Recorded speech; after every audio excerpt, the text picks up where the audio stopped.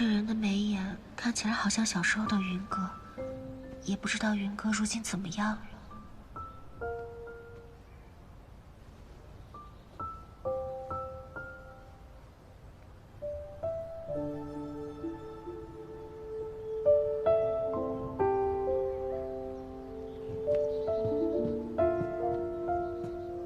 师妹，另一个人醒了。多谢姑娘救命之恩。少侠还未痊愈，就不必行这些虚礼。不知我这兄弟……放心吧，有我在，他不会有事。多谢姑娘。敢问姑娘，这里是哪里啊？景玉王府。什么？景玉王府？那你是？自然就是景玉王妃了，只不过是未过门的。所以是王府救了我们？不是我救你们与王府无关，只是你们恰巧落到了我的院子里，而我与这叶鼎之。叶鼎之倒是个挺威风的名字。我与这叶鼎之挺有眼缘的，所以就救了。就这么简单？就这么简单。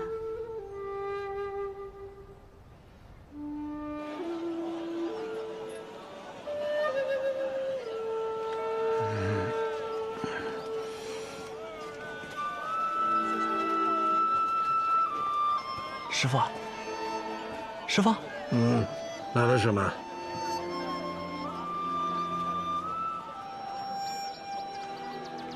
哦，还没来。哎呦，东君，我看叶鼎之是不会来了。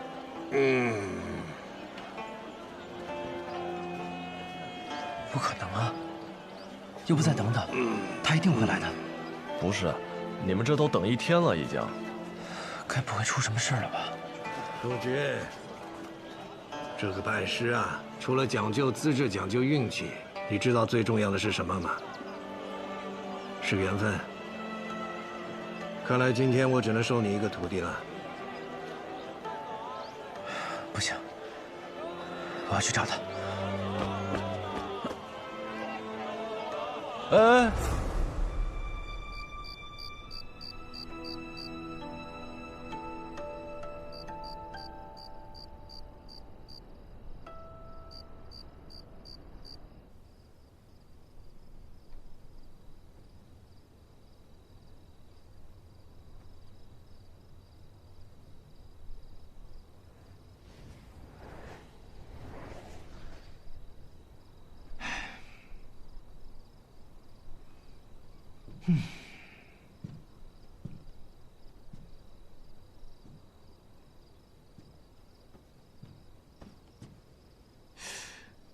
你们王爷可真心大呀！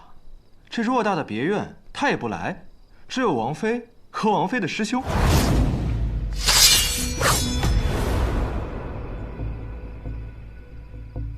好快的剑！少侠慎言，我师兄马上是连王爷也不能轻易得罪的人了。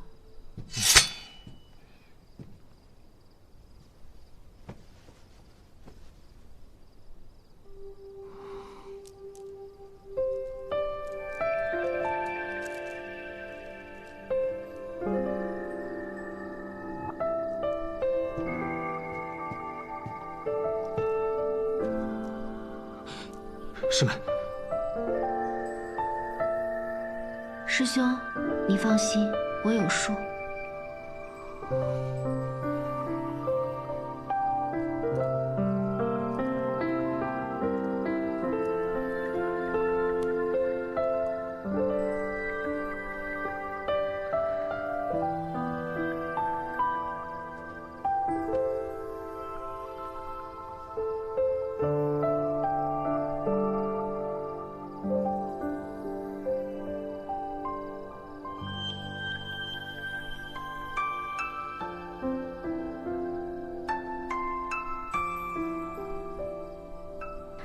长了一副好皮囊，就是好啊。王妃何出此言？如果是你躺在这里，就喝不到这冰封水了。我长得也还算是玉树临风吧。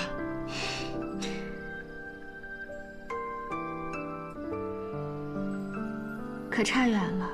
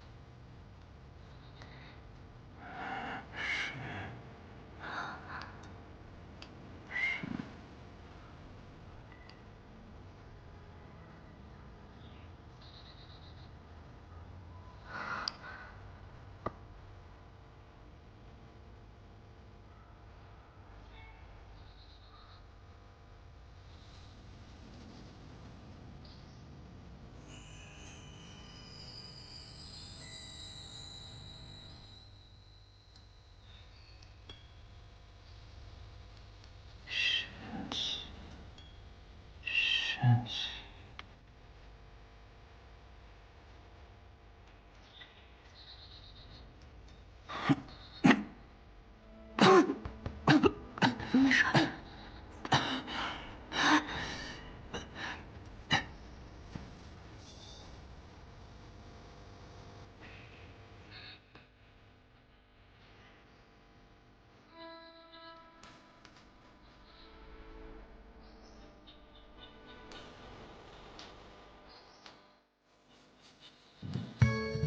叶兄弟，你醒了？你醒？你小心一点。师兄，王少侠。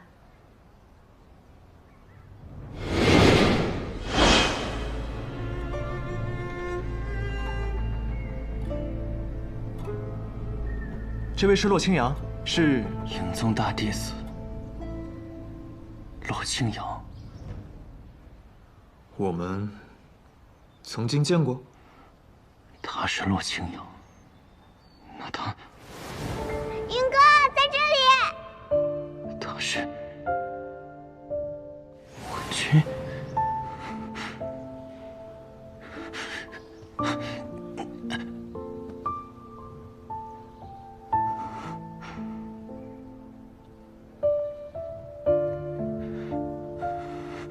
发什么呆啊？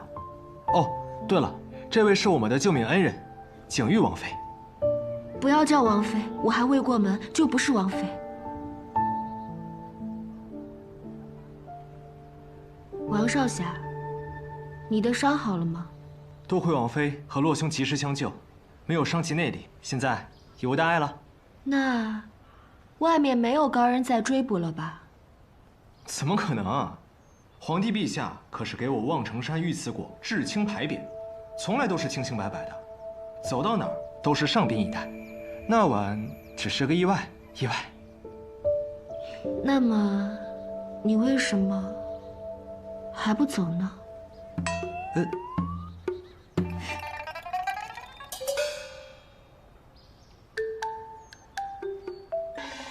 行，那叶兄，我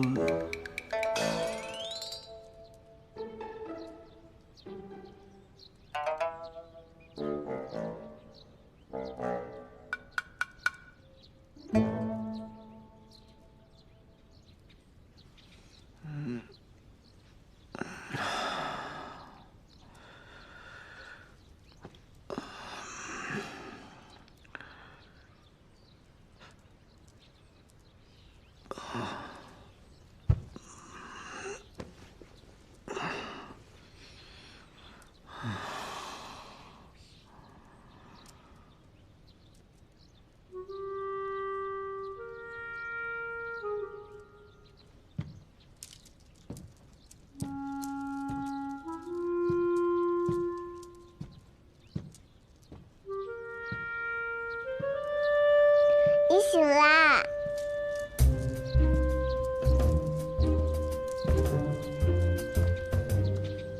小妹妹，这是在哪儿啊？这是我家呀，我父亲把你带回来的。我当然知道这是你家呀。那请问你是谁呀？我叫李寒一。李寒一。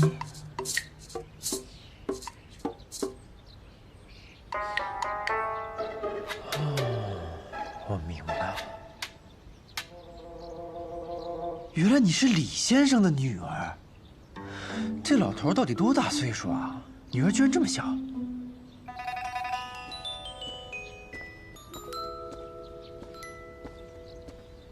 寒一，客人醒了。阿娘，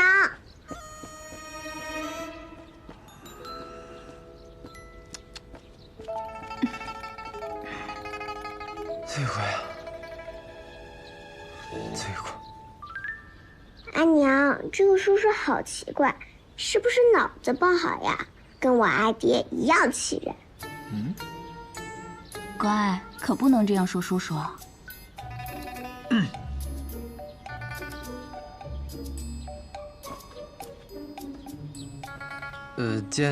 见过师娘。啊？在下百里东君，以后还请多多照顾。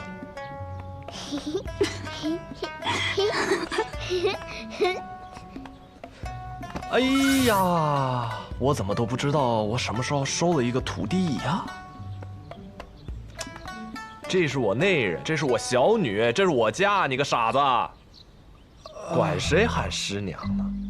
我知道，虽然吧，按照辈分来说，你应该喊我师兄，但是我真不介意抬抬我的阶位。要不这样，你也甭喊我师傅，喊爹。乖，要不因为你女儿姓李，能闹这么大笑话吗？他是跟我姓。敢问嫂嫂姓名？剑心种，李新月。哦，我听我舅舅提起过，那可是压了明剑山庄一头的铸剑世家呀。雷兄，你可以啊！没想到你在外面威风凛凛，回家竟然是个赘婿。那是。呸！我们霹雳堂雷家在江湖上也是赫有名的，好吧？你喊谁赘婿呢？我弄死你！哎，那你告诉我，你女儿为什么不姓雷啊？因为我爹被雷家宝逐出来了，子女不能姓雷。不过我也不想姓雷，听起来凶巴巴的。寒一，我们先回屋，让你爹跟这位叔叔谈他们的事情。走吧。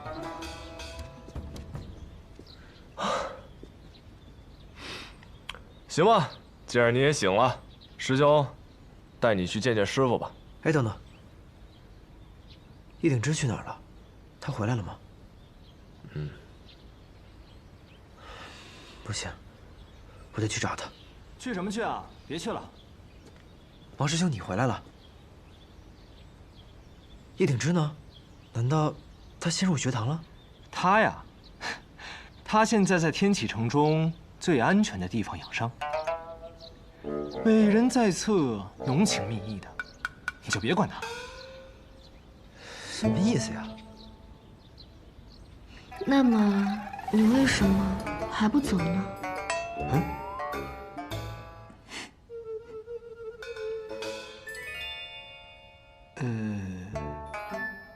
行，那叶兄，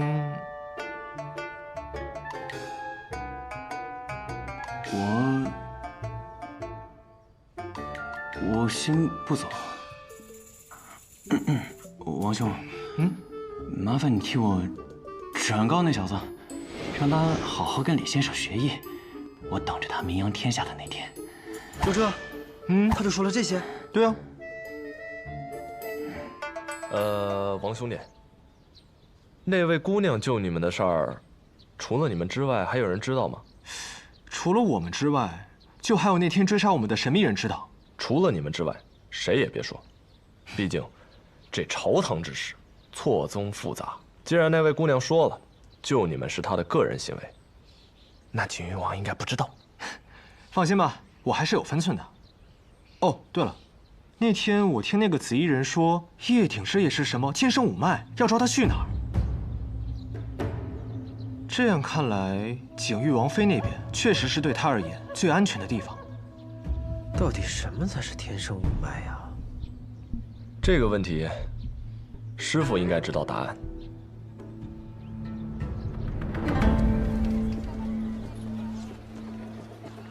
我就送二位到这儿了。线下任务完成，我也该回望城山了。多谢王师兄一路照拂，山高水长，我们有缘再见。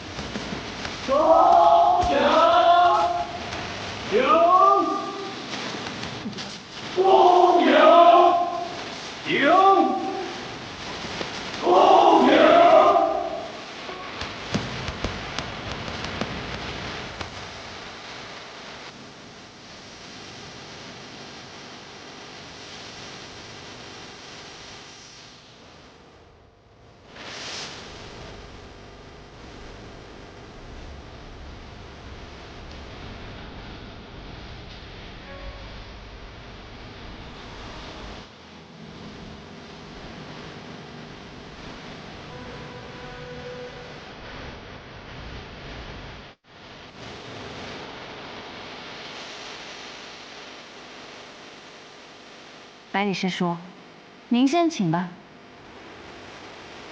啊？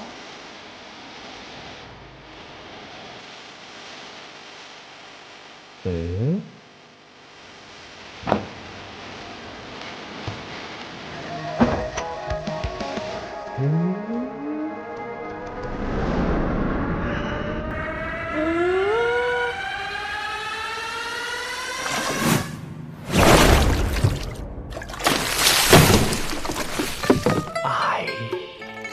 他竟然闪开了！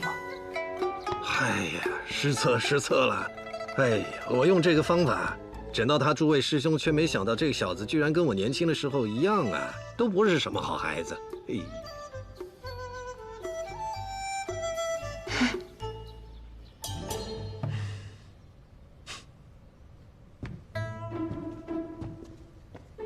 无不无聊，无不无聊。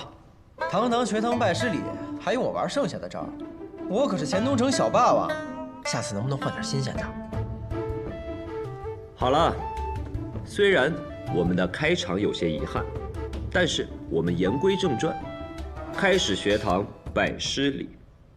百里东君，尹落霞，我叫萧若风。当然知道了。我是学堂李先生座下7弟子，从今往后，你们可以管我叫7师兄和7师叔，当然，你也可以管我叫小师兄。小师兄，七师叔，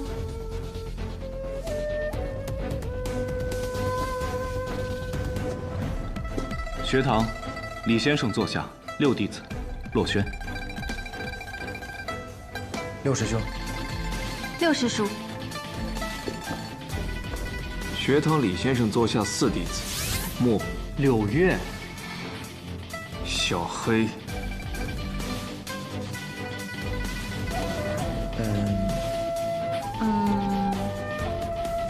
五师叔，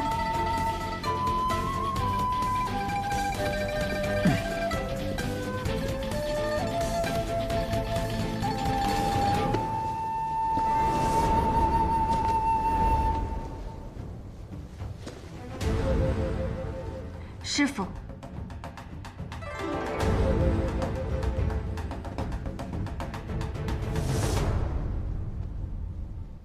哎呀，这有徒弟的就是不一样，你说是吧？哼！哎，快起来！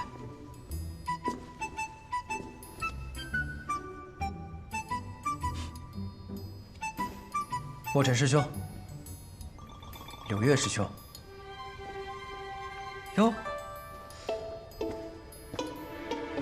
这不是凌云公子顾剑门吗？顾剑门，也就是你的三师兄，哈。而我，乃是学堂李先生座下二弟子，也就是卓墨公子，更是你的二师兄。二师兄，哎，还是雷二听起来更亲切一点啊。没大没小你，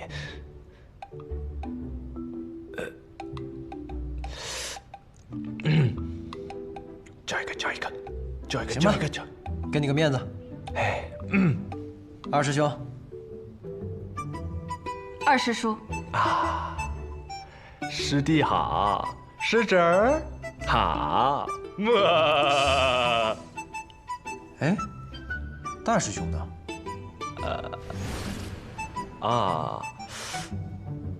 就没有这个人呢。我一入门开始我就是二弟子，反正我是没见过，他们应该也没见过。师父没有跟我说为什么，真是个奇怪的人呢。说对了，师父说过，这人呐，要是越奇怪，就越有可能成为绝世的英才。你看我多奇怪，柳月也奇怪，他们也奇怪，而你，这么说你是在夸我喽？当然。师父更是起了个大怪。雷儿，你话太多了吧？得嘞，师弟，走你！一定要这样吗？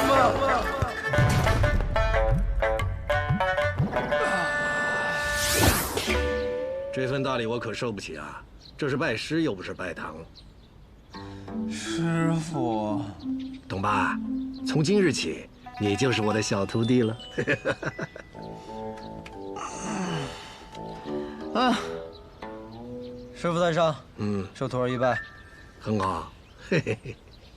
哎，你刚刚叫我东巴？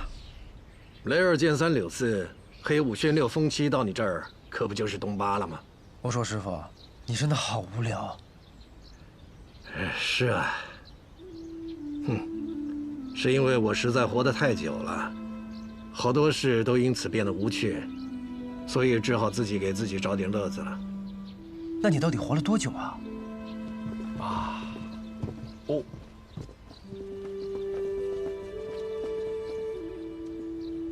想当年我一见震天引得仙人从九天下凡，他们说我不是人间之才，应当到天上去逍遥。嘿，他们要把我拉到天上去啊，我可不去。仙人就摸了摸我的头，说：“那我便赐你长生吧，好好在人间游历一番。”后来这一幕啊，被诗仙看到了，所以便有了那句诗：“仙人扶我顶，解法寿长生。”你说我活了多久啊？真的？废话，当然是假的。这徒弟怎么这么笨呢？都说江湖险恶呢。哎，这样吧，1个月之后我带你去游历一番，让你见识见识什么是江湖的险恶。为何是1个月之后啊？你不是想喝碉楼小筑的秋露白吗？这秋露白啊，1月只出1次。哎，糟了，这个月的份额已经没了。没事儿，那就等下个月吧。下个月等你喝够了，咱们就启程啊。对了，师傅，曾有人隐约跟我说我是天生五脉，方才王师兄告诉我，易鼎之他也是天生五脉。到底什么是天生五脉啊？天生五脉，天生五脉是一个幸运又不幸的东西。好了好了，今天的答疑解惑就到此为止了。我困了，困了。不是，真是个奇怪又倔强的老头。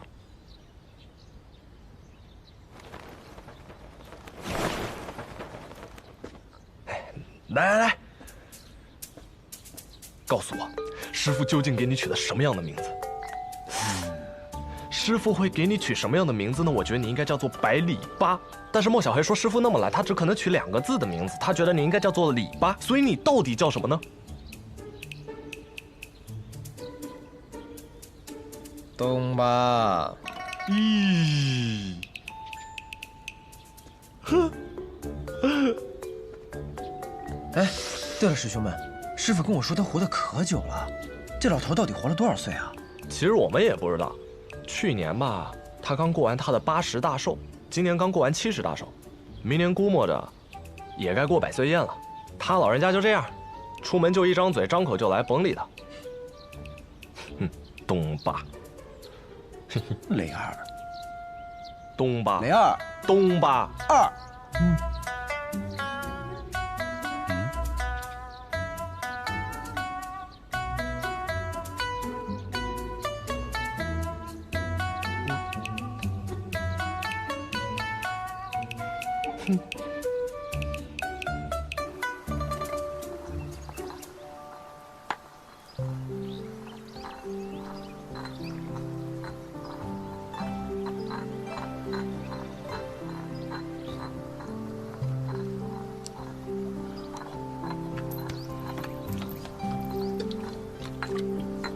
看你这吃法，像是吃到什么人间美味一样。我也尝过一口，这只不过是能咸死一头牛的咸菜，还有前头镇上卖的最便宜的烧刀子，亏你还吃得这么香。如果你也有快被饿死的经历，你就会感激这世上每一种食物。你也有快病死的经历，你怎么就不能感激这些草药呢？亏你还忍心看着师傅自己在这磨药。对了，你让我学的医也学完了，该掌握的也掌握了。按照我们的约定，从明日朝阳升起，你便与这草药无关。我记得，我记得。我怕是这世上最没有尊严的师傅了吧？哎，你说你，明明有学艺的天赋，在短短几个月，就掌握了普通人数年甚至几十年掌握的医理，怎么就不感兴趣呢？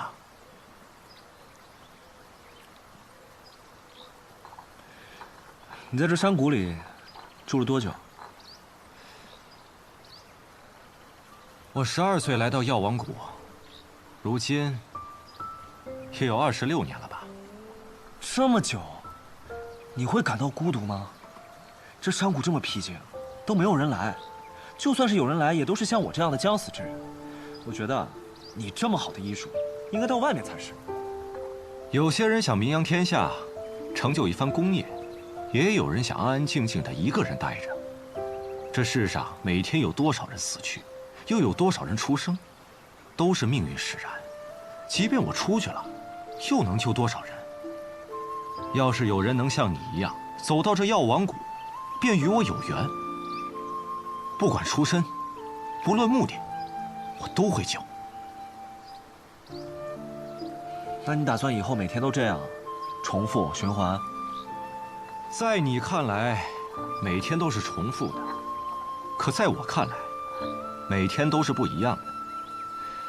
春日的崖边能长出蛛网草，惊蛰的夜露能配百青丸，清明的蓬草能做药饼，怎么能会是重复循环呢？你在想什么？是想你那位朋友吧？是啊，也不知道他在天启城混得怎么样了，是不是还那么嚣张？我千里迢迢的跑过来开酒肆，我是没有准备的。你快跑啊！是不是还被人追着他？是不是旁边还有朋友并肩而立？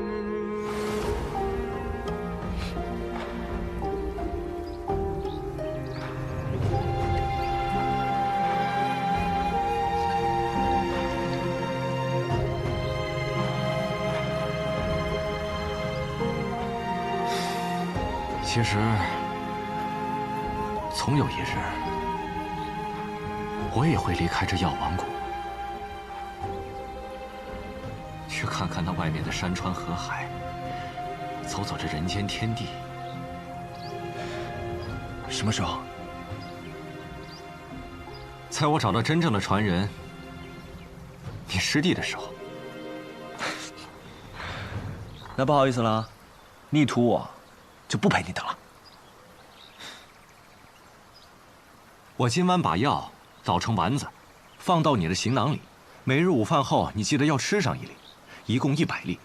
我又在青州的穆家要了一味药粉，我又不想让他们知道这药王谷的所在，所以想让你帮我去拿啊。可是这青州也太远了。什么青州？穆家最珍贵的药房是秋庐，秋庐在天启城，你此行是去天启城？你不是早就想去天启城了吗？那便去吧，反正有100颗药丸，够你霍霍到明年的了。去了天启城，要玩得开心，也要记得回谷，好好学艺。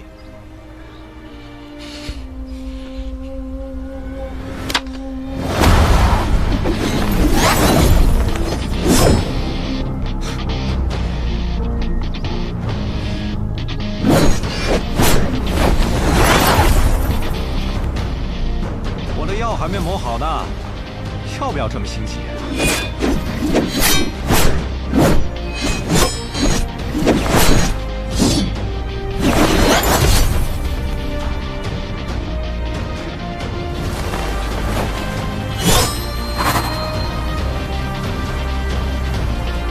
天启城，我来了。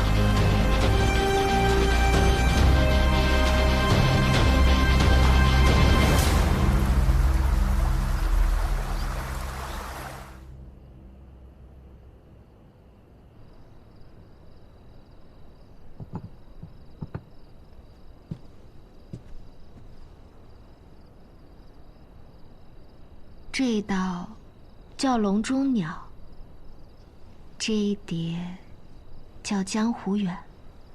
叶公子，请。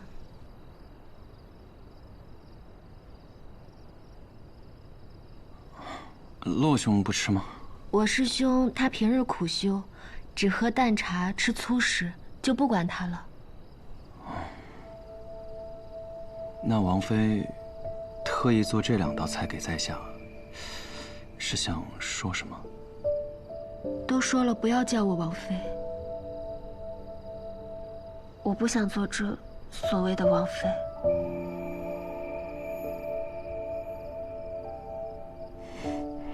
好，那姑娘，你想说什么？不如问问叶公子为何留下？救命之恩，自当相报。不愧是我救下的人，我一打眼就知道你是一个讲义气、重恩情的好人。难道不是因为生了一副好皮囊啊？其实我昏迷的时候，你们说的话，我都能听到。不要脸！好了，不开玩笑了。姑娘想让在下如何报恩，在下定当赴汤蹈火，在所不辞。不用那么严重，你给我讲讲外面的故事吧。等你讲完，我就放你走。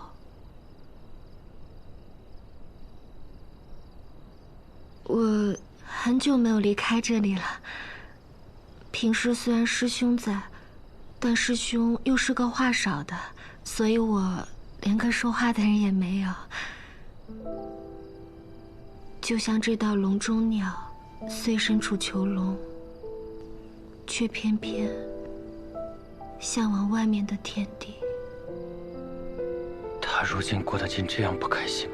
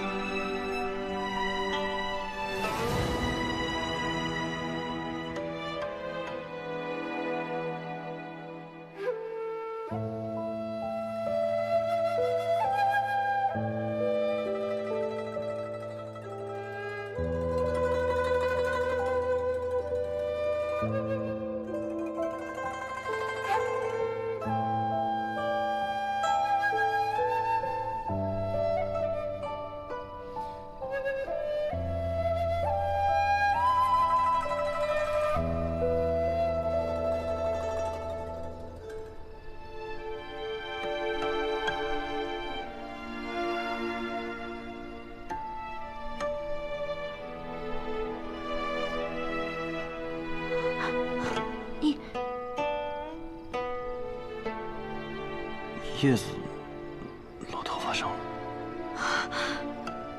原来是叶子。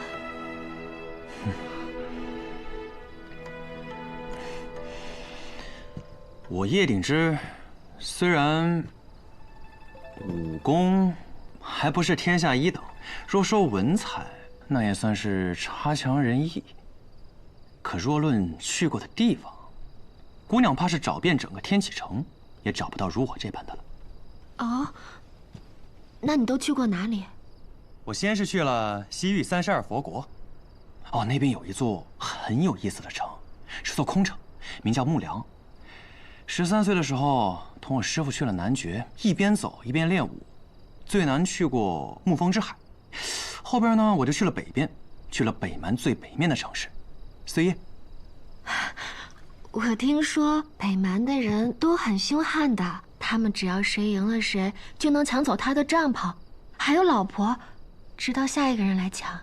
不是的，北蛮的民风其实很淳朴的。我记得我当时去了那边，住在一户人家，他们那儿跟我们这儿差不多，都是一室一双人。丈夫呢，每天早上就会出去打猎。哦，他们那边的草原特别大，一望无际的。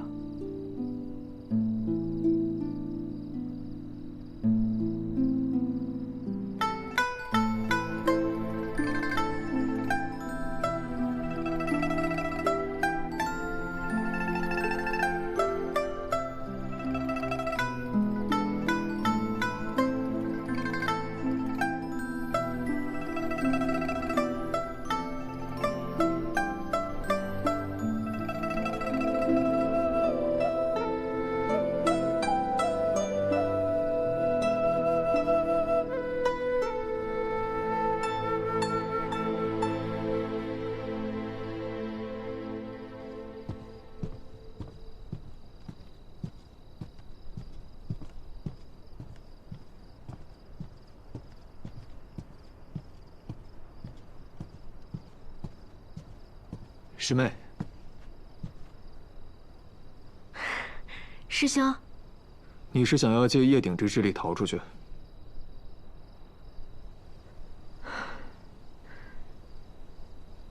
师兄，我们从小一起长大，而如今我是这笼中鸟，你是看笼人。你知道的，我不想嫁给景玉王，可我打不过你。但那个叶鼎之，他或许能打过你。打赢我，也不过就只是能走出这座王府罢了。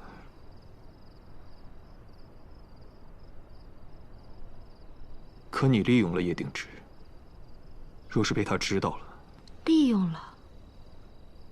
可我听他跟我说那些故事的时候，我是真的很开心啊。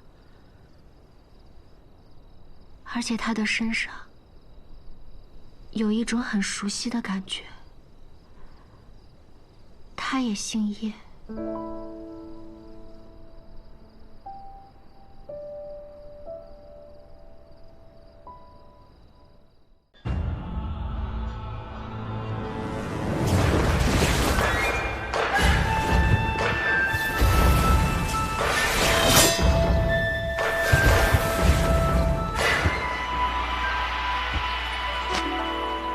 不错，这烟云剑舞你小有成就。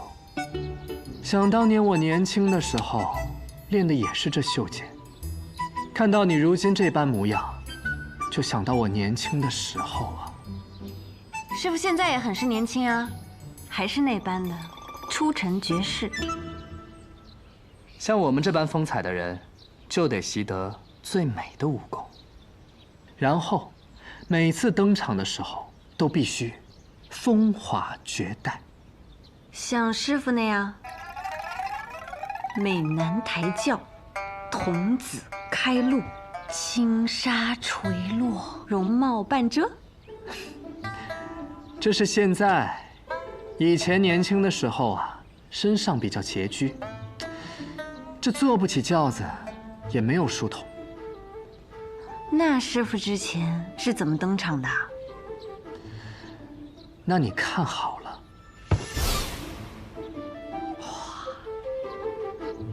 像我们这般风采的人出场，首先呢要先有音，再有意境，再负手，然后翩然落地，露出脱俗的背影，再微微侧手。自我介绍？不，这仅仅只是酝酿。等到大家发出惊叹声之后，你再悠然地说道：“对不起，我来晚了。想要在此做什么，就先问问我手里的剑。”可是师傅，要是对方没有惊叹怎么办？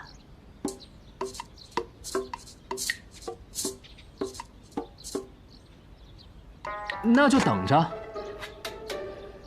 一定会有惊叹的。嗯。然后呢，你就什么都别说，先跟他过几招，再将其打败，然后你就转头，侧身而立，说道：“我乃公子柳月，仙子落霞。”没错，就是这样。你先练一遍。当着师傅你的面练一遍？不然呢？有什么问题吗？真的很难为情呀。这有什么难为情的？你呀，可以向你的洛轩师叔好好讨教讨教。这种呢，叫做格调，不是做作，不要有包袱。是，师傅。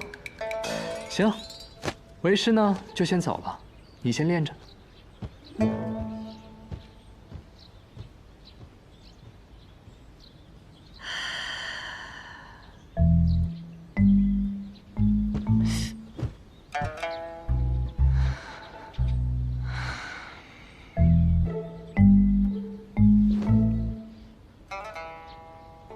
我乃仙子落霞，我乃仙子落霞，我乃仙子落霞。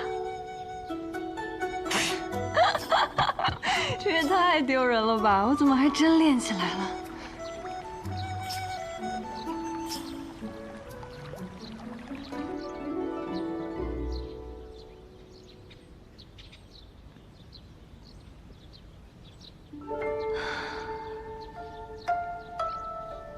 是啊，我怎么怎么还真的练起来了？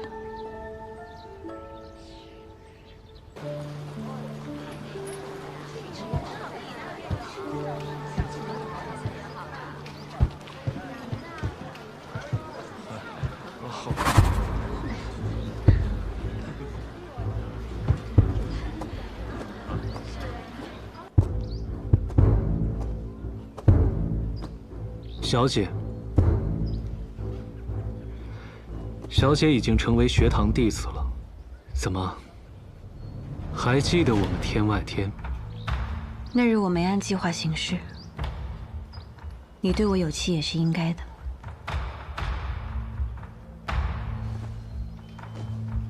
小姐言重了，属下不敢。那日我本想将百里东君送至青龙门后，便去找你们。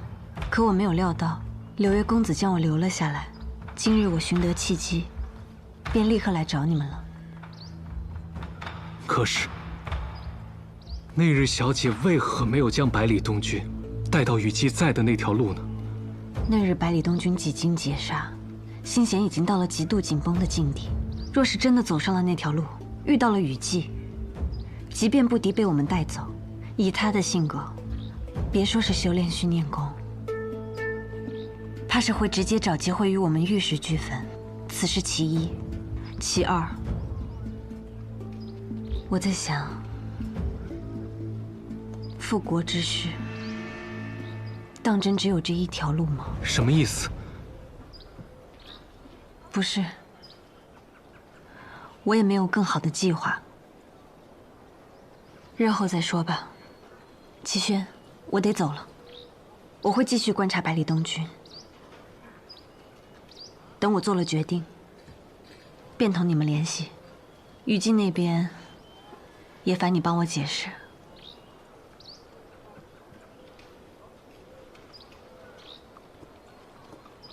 小姐，还有何事？我该不该把另一个天生无脉之事告知小姐呢？无事。小姐，宜多保重。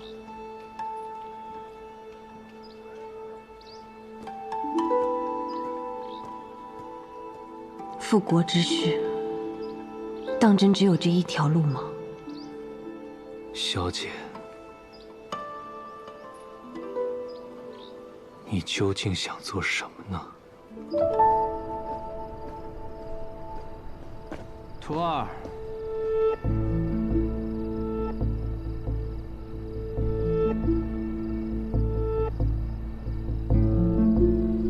师父。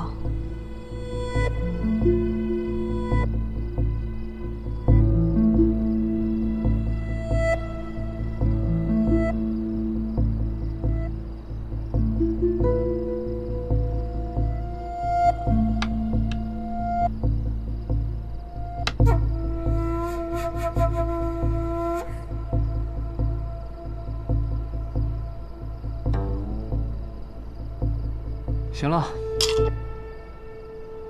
看来今日不宜下棋，早些休息吧。师父，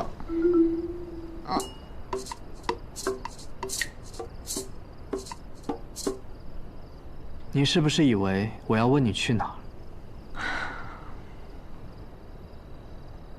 可这关我什么事呢？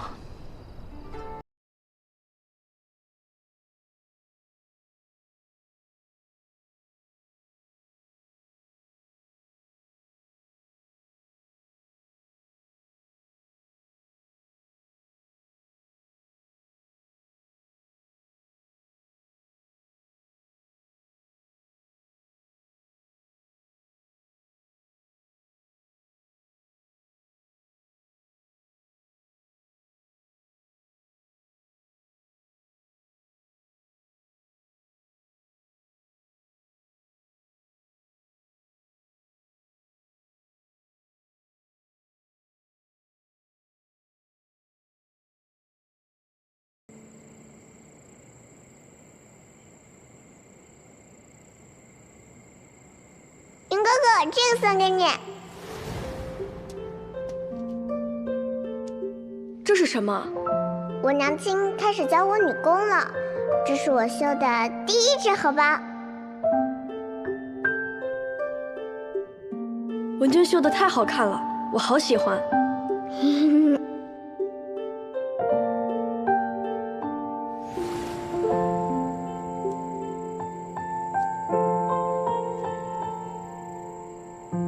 纵然我算遍天下，也算不到我们的重逢竟会是这般模样。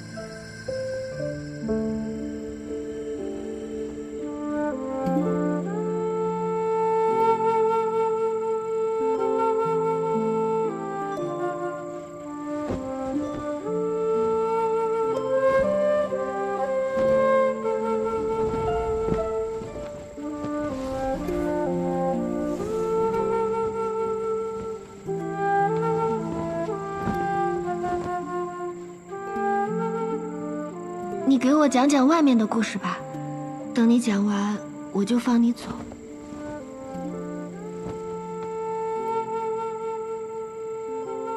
我很久没有离开这里了。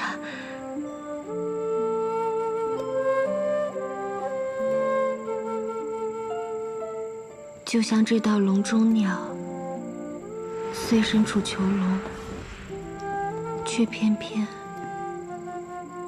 向往外面的天地。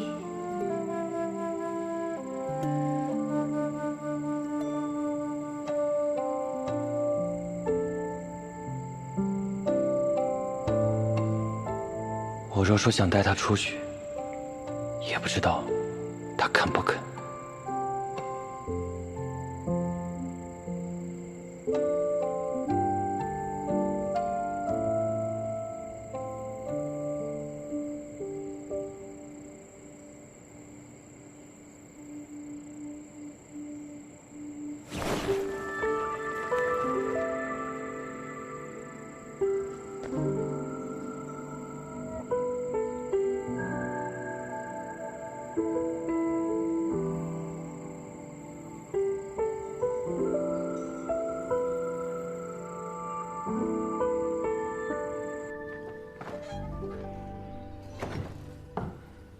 回来了。白日里，我见到了小姐。哦，那小姐可有解释？其中细节，我日后再与你解释。不过有一点可以确认，小姐并未背叛天外天。那便好。吴相使那边还有何指示吗？他让我们送给北厉皇室一份大礼。什么？你说叶鼎之是叶云？叶雨的儿子那个叶云？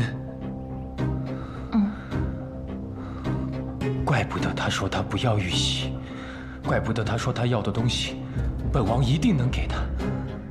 他要的是本王的命。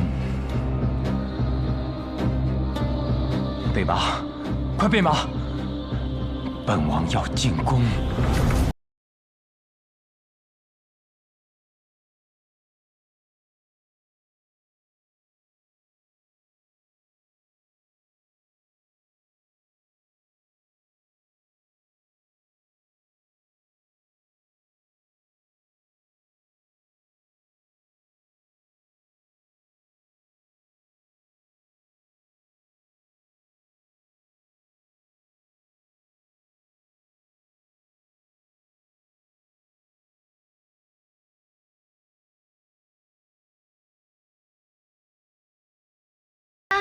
叶鼎之，姑娘早。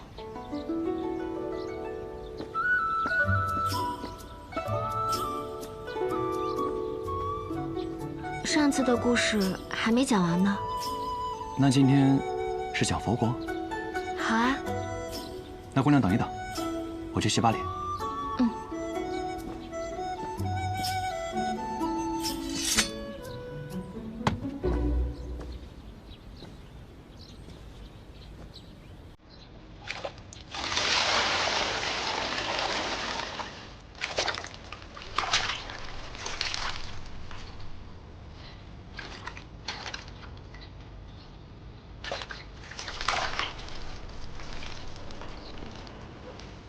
凉风出现，燕雀节节转林间。这夜云烟风若淡，梦还未绝。原是良辰好景万千，独行飞断沧海，化作桑田。只知一红叶，缱绻了流年，才叫人叹风月。久等了。若昙花一现，无声擦肩。怎么？啊，没事。不冷吗？睡。我不怕冷。讲佛国吧。要去西域32佛国，会经过一座城碧罗城，而去碧罗城的路上会途经一座名为三顾城的小城。所谓美人三顾，一顾倾城，再顾倾国。三顾。等一下，美女很多。对啊。换一个，不想听。哦，那我给你讲讲三顾城的特点吧。这三顾城呢，其实是由一些商人建立起来的。城中赌庄居多，最大那间叫美人庄。又是美人，过不去了是不是？我说的是赌庄。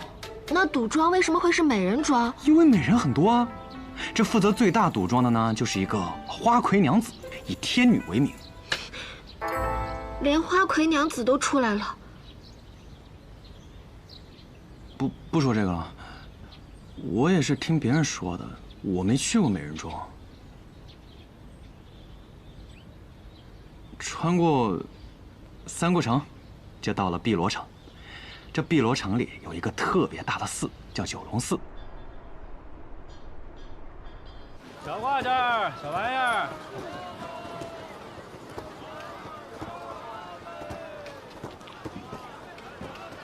轩儿，书这么好看啊！李先生，哎，你还没回答我的问题呢。这天下间有书千万，就算我一日不停，一刻不歇，读到此时也读不完这世间之书。这对我而言是最大的遗憾。为了少一点遗憾，便只能抓紧时间多读些书。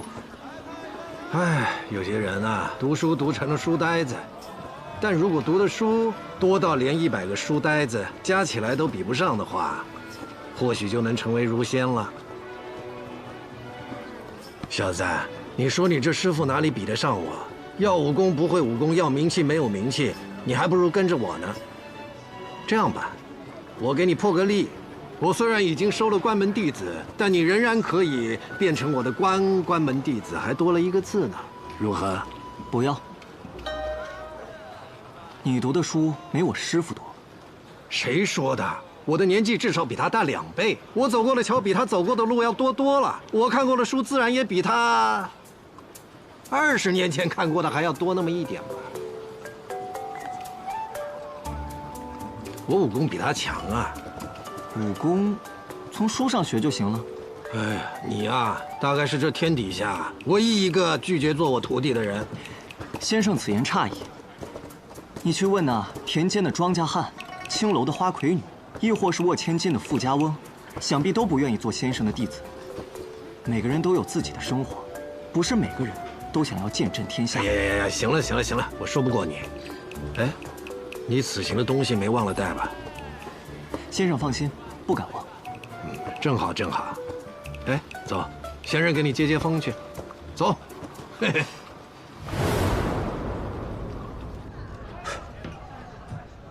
博少尉师兄，你们私底下互相揭开盖头见过面吗？师弟，这个不叫盖头。小师弟，你应该多读点书。嘿，别避重就轻了。对了，这不是祝贺我入门的宴席吗？来了我朝思暮想的碉楼小筑，是不是有秋露百合呀？秋露白1月只有1次，今日怕是没了。唉，可惜了，早知道当初就应该让师傅给我留下来的。哎，对了，我们吃饭不叫师傅吗？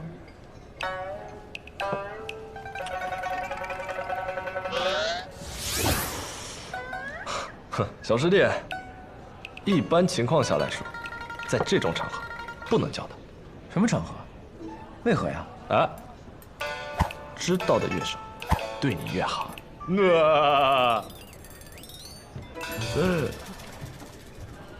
不说了吗？没喊你们就别进来。门外有位客官让我问问几位公子。问什么？说。先生没到，应该开席吗？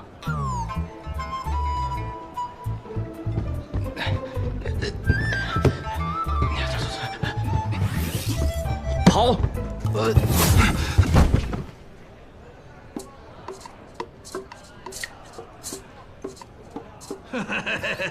一起喝酒，躲什么呢？师傅，坐。熊儿，你也坐。叨扰了。谢轩，好久不见。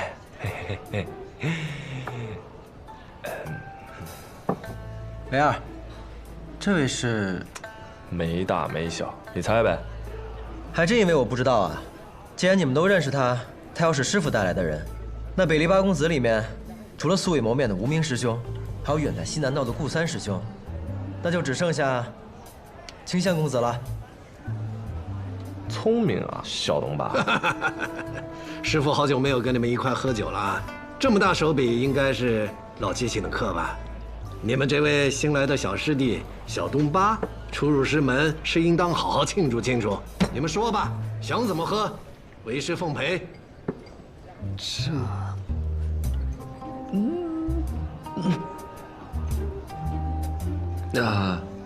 先生，今日东君刚刚进入学堂，我看要不我们就去算了吧。哎，怎么能算呢？来，我们一起敬师傅。哎，好东巴，来喝酒，干！喝酒，喝酒啊！哎呀，好酒好酒，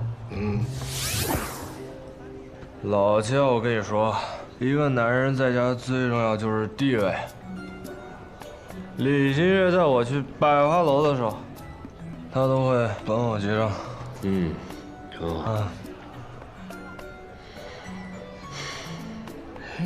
师兄，东君啊，你现在知道，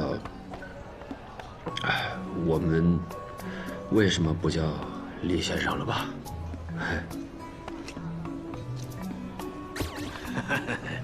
百年不忘人间梦啊，千杯不醉得长生啊！当年诗仙可是为了我写下这首诗的，各位。怎么都醉了呢？真没劲。哎，东巴，我看就你酒量最好，来，陪我喝一杯。干，干。干不了。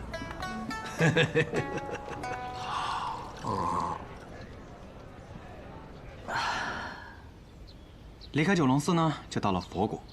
哦，说到佛国，我在佛国还拜了一位高僧为禅师，学了1月佛法。再后来呢，我就遇到了我师父，他是个剑道宗师，来自南莒。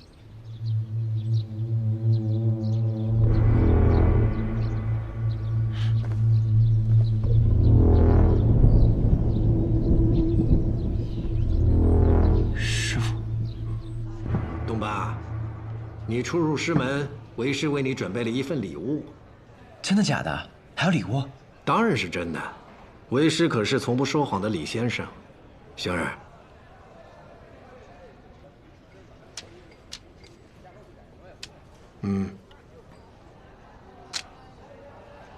小白连服30杯，指尖浩气，香春雷。这可不是一般的书酿的，也不是普通的酒。你之前的师父古尘也看过此书，如今我把它送给你了，收好它。是戒。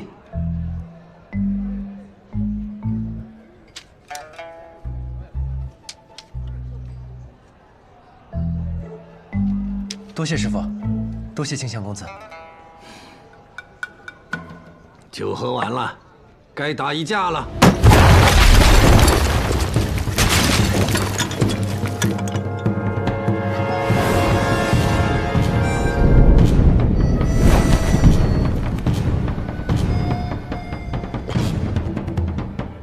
好强的剑气！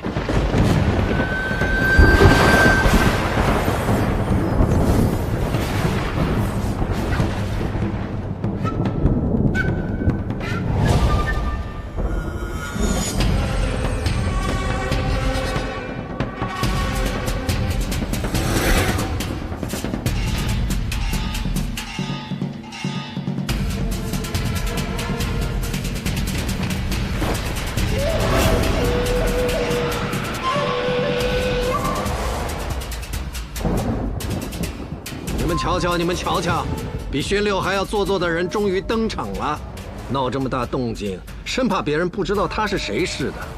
可是师傅，他是谁啊？他是剑仙羽生魔啊！李长生，好久不见，好像也不是那么想见你。他是男的？他是男的。可为什么他练的是魔仙剑？魔仙剑传言乃凡人向魔神借力，传下剑谱，修炼此剑者极易遭到反噬。他就是在试图强压魔仙剑反噬的时候出了岔子，以至于身子虽然是个男儿身，但面容却越来越像女子。哦，羽生魔，你从南绝远道而来，所谓何事？找人。我不是来找叶灵芝的。你知道？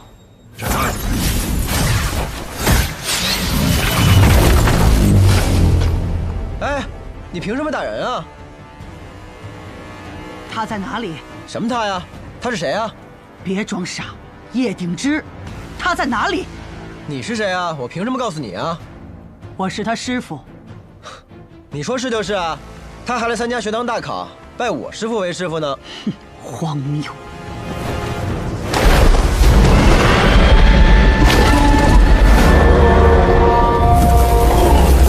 借剑！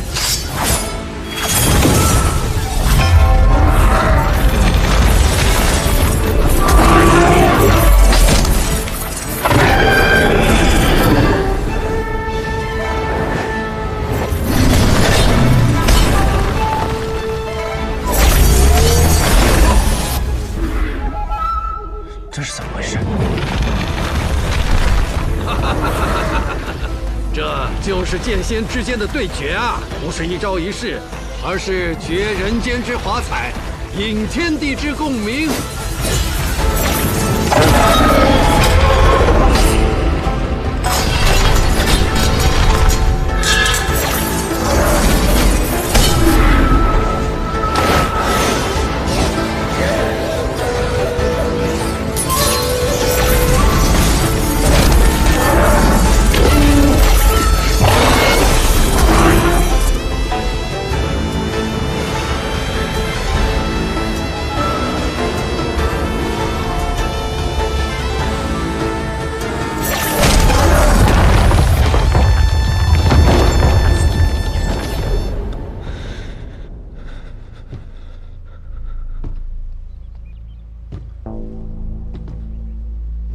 陛下，是羽生魔的旋风剑。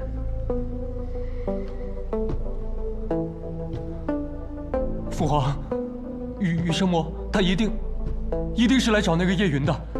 那乱臣贼子多年藏身男爵，习得一身高绝剑术，一定是羽生魔的徒弟。父皇，您不能再犹豫了呀！他是来报仇的，他要儿臣的命啊！儿臣虽然死不足惜，可儿臣更担心的是父皇您的安危啊！父皇。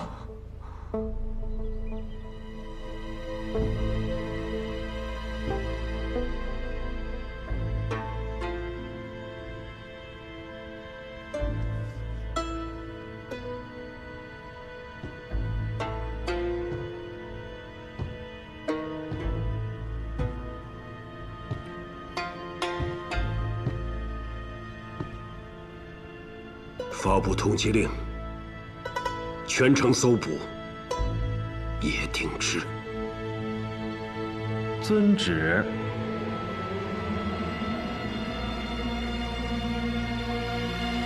哎，站住！你要去哪儿？我去找我师父，他是来找我的，我要去见他。你不许去，姑娘。是你说要留下来报恩，要给我讲完故事的。我并非要走，只是我师父若见不到我，定要搅乱这天气。姑娘，我答应你，我见过师父之后，我一定会回来找你。我不信。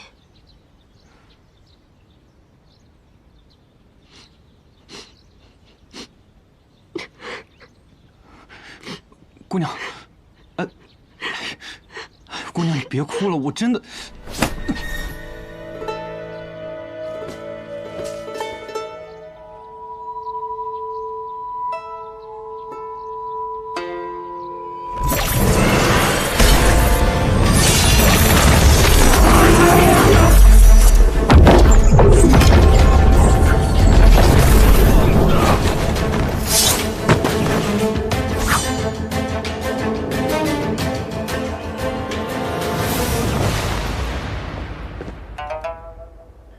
真是难得啊！所以你到底是人是鬼啊？怎么老神出鬼没的？李长生和羽生魔一共对决过3次。第一次，李长生已是天下闻名的剑客，而羽生魔才刚初入江湖。羽生魔挑战李长生，败于他的一剑之下。由于当时羽生魔并无名气，故此这一战几无人知。第二次，李长生依旧一剑胜之，羽生魔剑折，故此改练魔仙剑。第3次无人得关，不过往后的8年，羽生魔再未踏足北离。所以，你是来干嘛的？此乃绝世对决，自然是来记录的。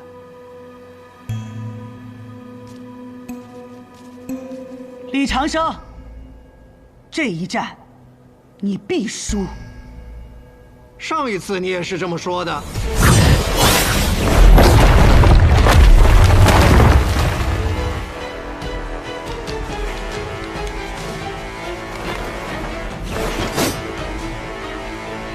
打完这一仗，学堂得赔不少钱呢。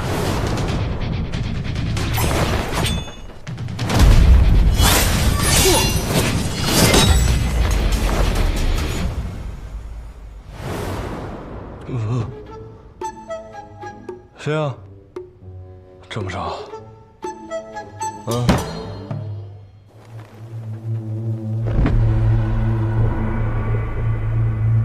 不是，这就打完了？没那么快。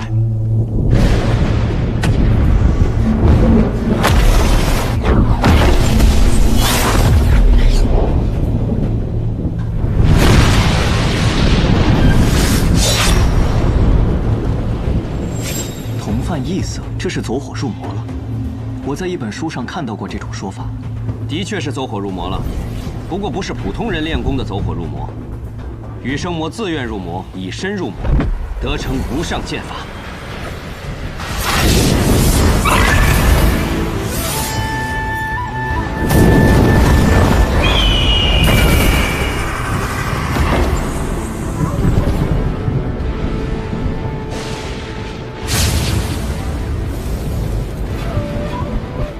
你啊，真是数十年不改的做作，不闹出点大动静，就不像个高手似的。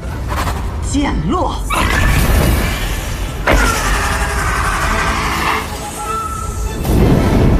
天阵。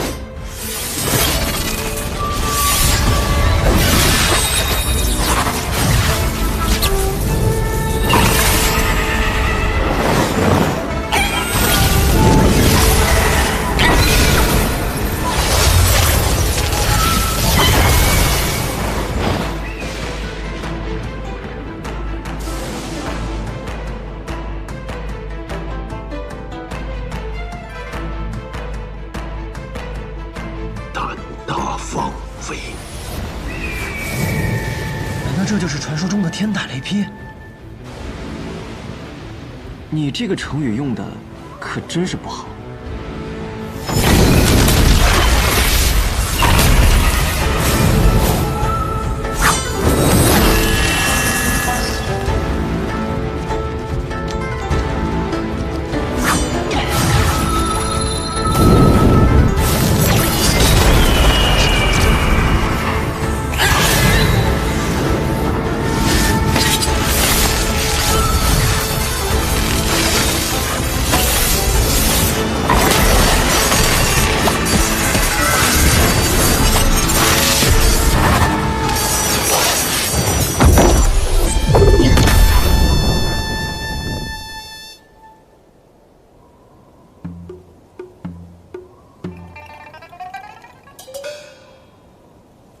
他们人呢？该不会是让雷给劈没了吧？我这才刚拜完师，还什么都没学呢。打完了自然就走了。打完了？那他们谁赢了？你没看清楚吗？你看清了？我自然看得一清二楚。搞什么啊？就我虽说我没看清？他在吹牛，他也没看清。那你看清了？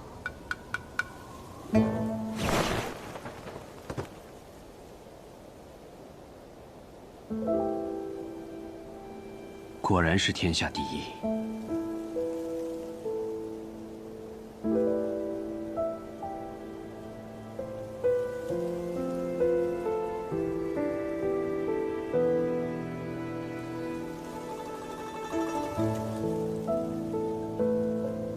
早跟你说过了，魔仙剑世主，这么多年你怎么就不肯放下呢？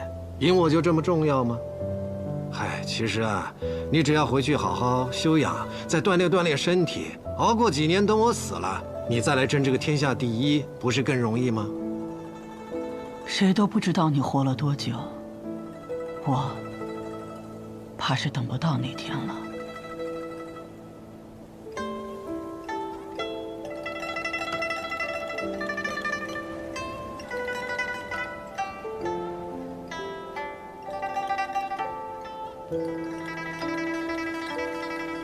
放心吧，这一天不会太久的。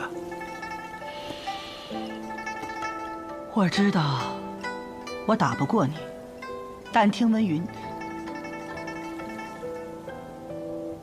叶鼎之来了天启城，我知道他的身世，我怕他在天启城被人为难。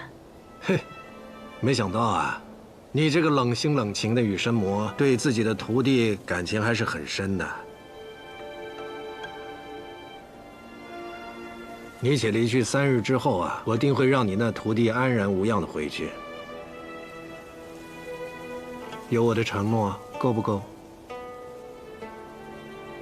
我看不透你，看不透我就对了。我是天下第一啊，哪那么容易被人看透的？放心吧，叶鼎之是天纵之才，不会折在这天启城的。我走了啊。嗯。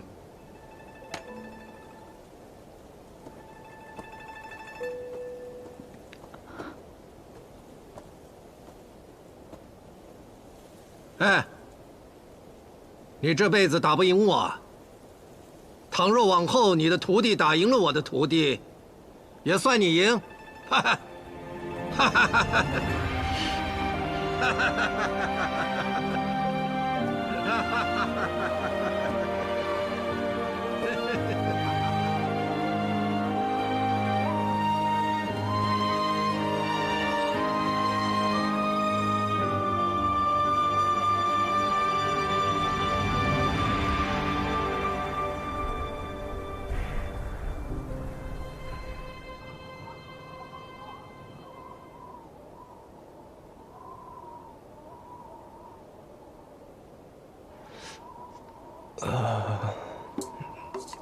怎么这么冷啊？怎么回事啊？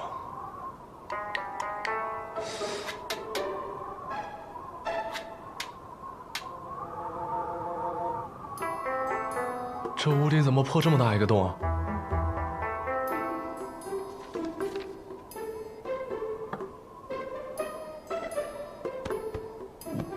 我咋睡个觉，屋顶就没了呢？是啊，你要再不醒的话，就要变成冰棍喽。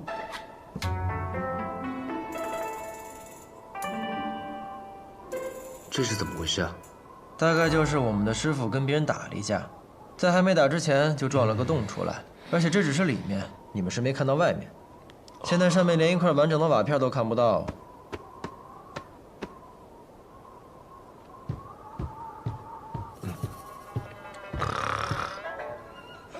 账单。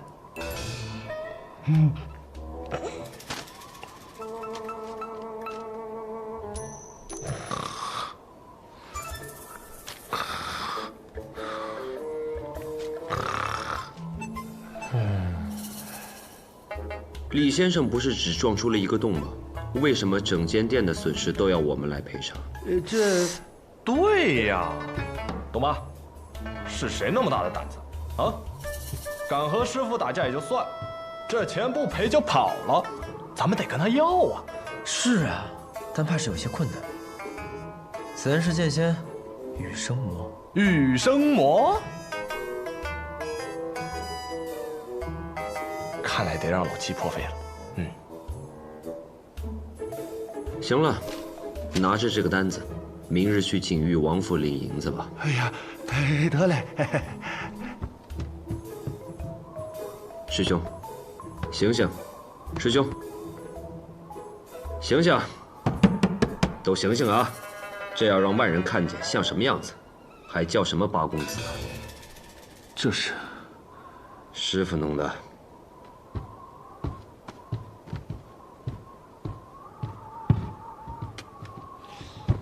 哎，这边。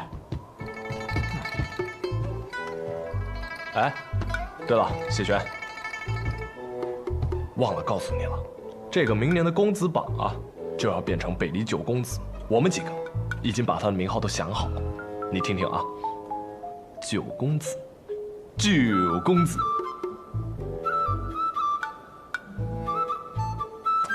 一语双关啊，怎么样？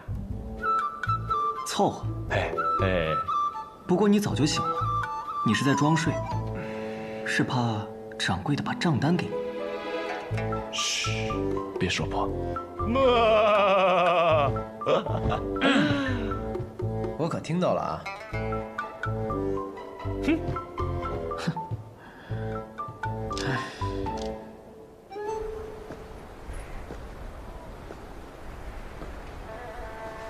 这个人见过吗？看看，没见过。没见过，再仔细看看，真没见过。走。又有人被通缉了呀，也不知道犯什么事儿了。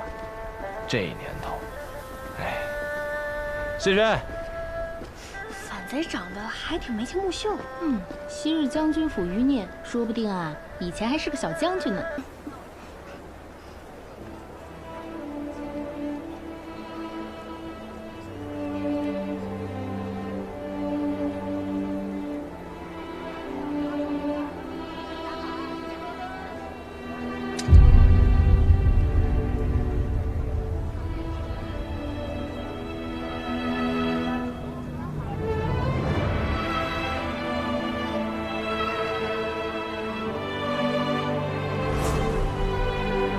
等我20岁，你18岁的时候，我们就离开天启，一人向北，一人往南，独自去闯荡江湖。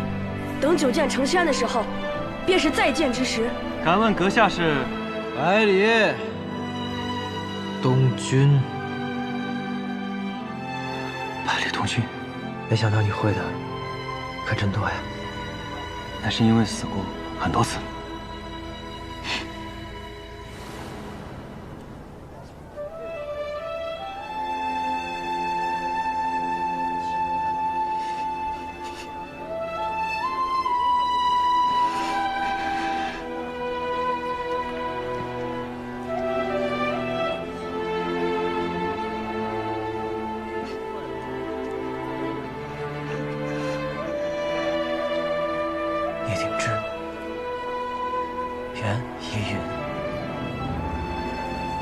将军赋予你。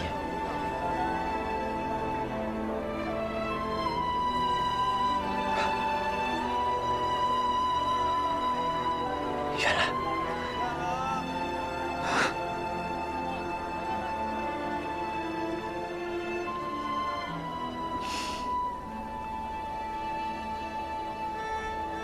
醉起楼台信步，雁声惊得侧目。追雁入寒露，忽忆生死别度。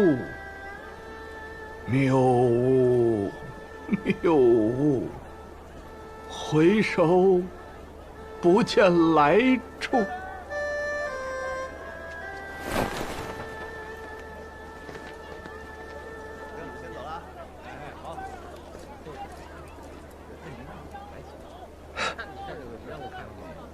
对了，靖王府，我要去找他。别冲动。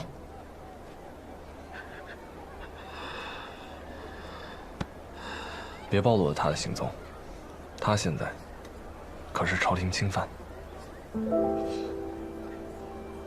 对，你说的对。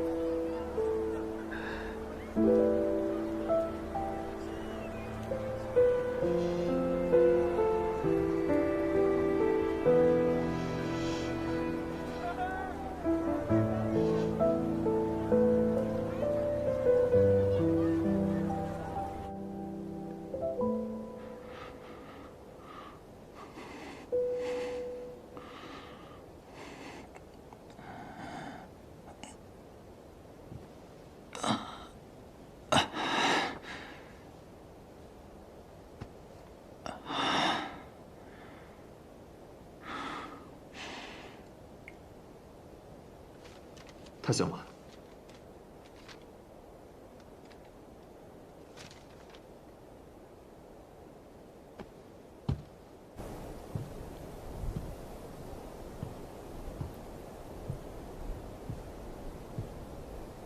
我师父他走了。走了？对。怎么可能？我何至于骗你？你的师父剑仙羽生魔跟李先生在碉楼小筑屋顶上打了一架，然后双双不知所踪。后来，只有李先生回来了，说你师父羽生魔已经回南爵了。也好。师兄，我想单独跟他说说话。好。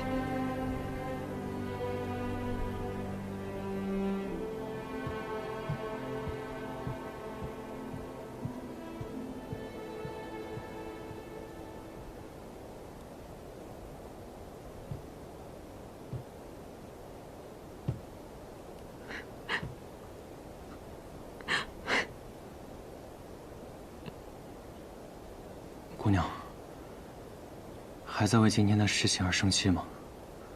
我真的没有要走。现在我师父也走了，我把故事给你讲完，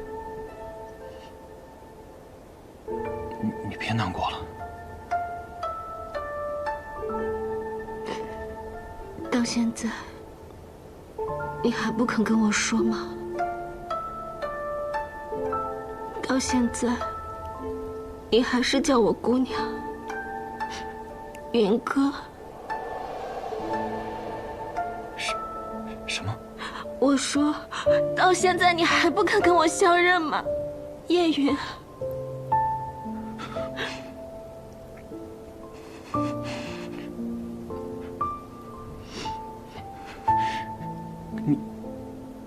你怎么知道？现在不仅是我知道，皇上也知道，全城的人，全天下的人也都会知道。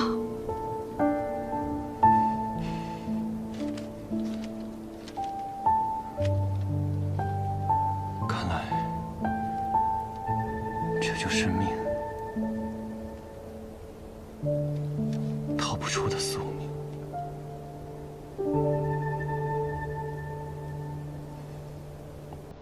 文君，云哥，云哥，我真的好想你，冷静，真的好想你。我以为真的再也见不到你。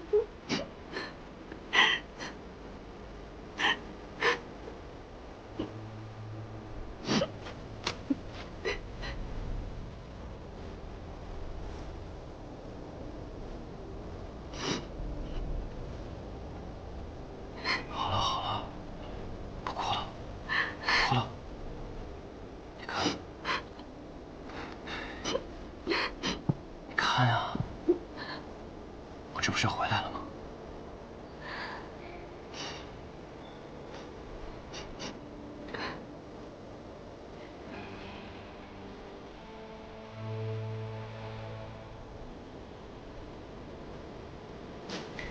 是啊，我的云哥，好端端的回来。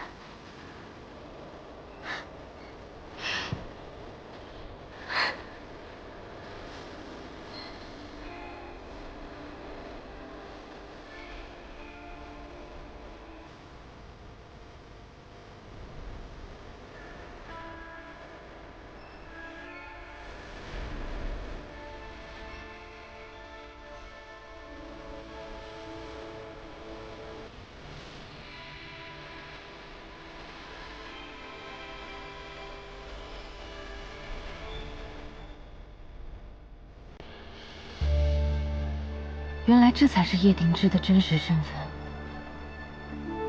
当日他走的那条路，应该是被雨季拦下了。难不成放出这条消息的是雨季他们？小姐，还有何事？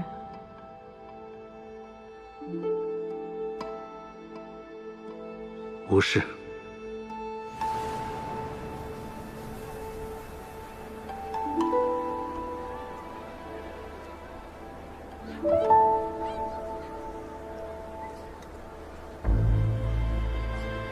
吴相使为何不直接将叶鼎之在景玉王府之事告知亲王？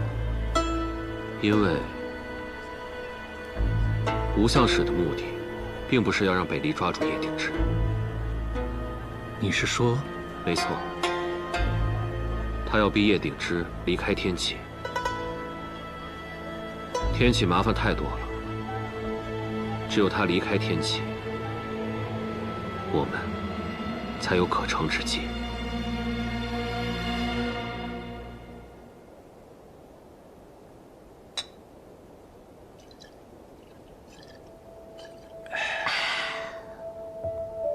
我原本以为，在我小的时候他就已经死掉了呢，怎么可能还活着呢？在那样的情况下，可他偏偏就是活了下来，不仅活了下来，还活得好好的，成为了很厉害的人，而且还兜兜转转的与我重新遇见，成为了生死与共的好兄弟。你说，你此生最好的兄弟失而复得，是不是一件值得开心的事儿？嗯。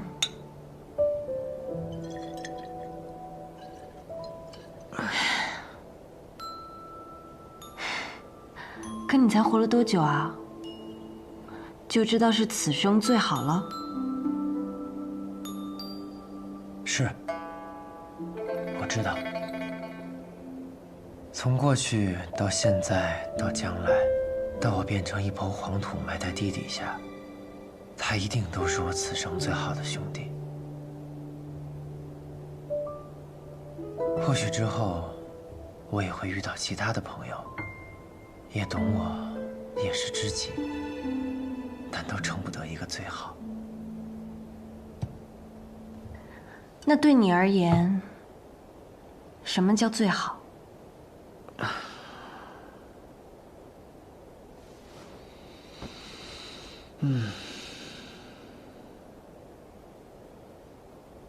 对于我而言，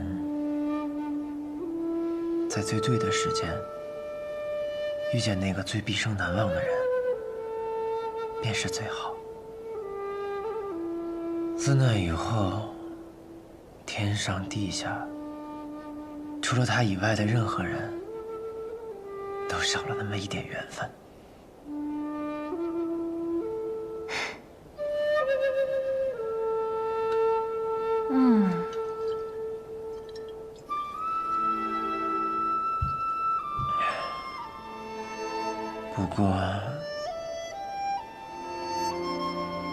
不过他现在好像遇到了一点麻烦，但没关系，我已经不是从前的我了，我可是很厉害的，我一定会保护好他的，不会再像从前那样。一定不会。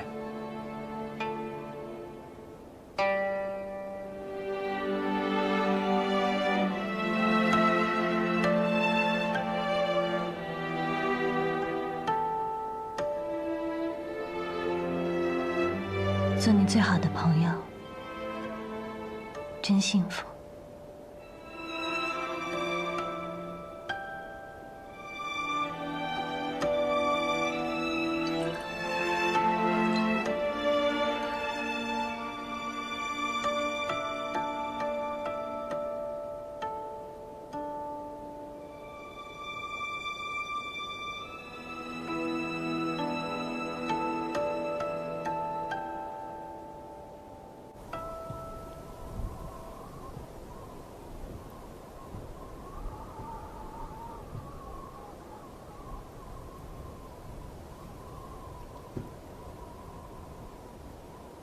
你还活着，很好。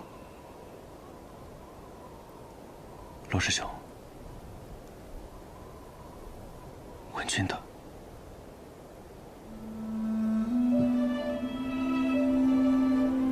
如你所看到的，她不喜欢景玉王，但需要嫁给他。半年后。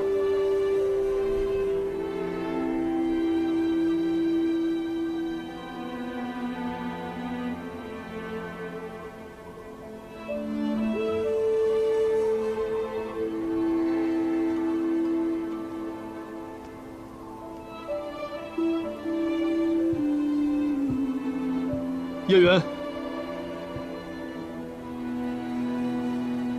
如果你早一点出现就好了。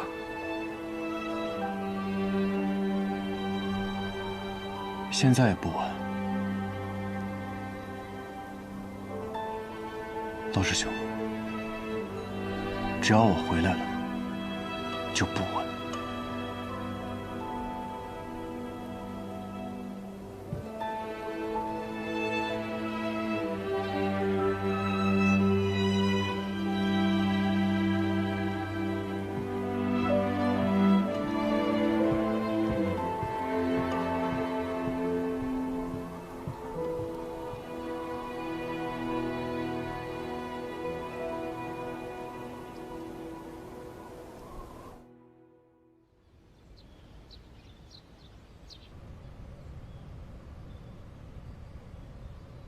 雷儿，你是说叶鼎之现在在锦鱼王别院？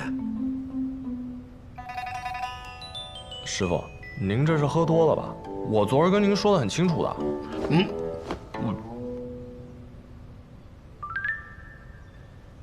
怎么会？兄长虽然素来与亲王不和，但他曾承诺过我，一定不会将学堂拉下水。此事应该与兄长无关。不如我直接去问他一问。不用了。既然我们也是希望他能有一个安全的藏身之处，那个地方也挺安全的，那就不必再添麻烦了。先生说的是。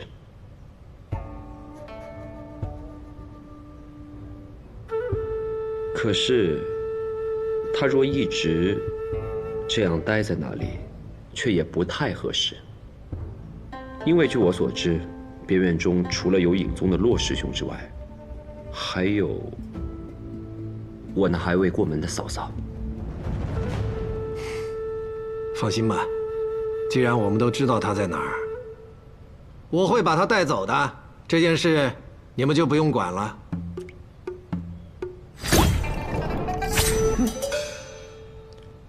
东巴，这几天你要好好休息，2天之后我带你去见你的好朋友，然后送他离开。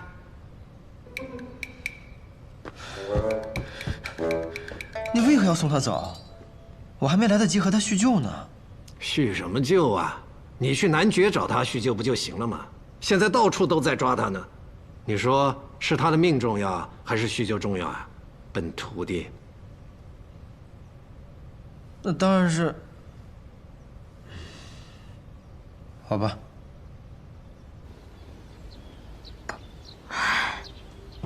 前些日子都是劳烦你下厨，今日来尝尝我的手艺。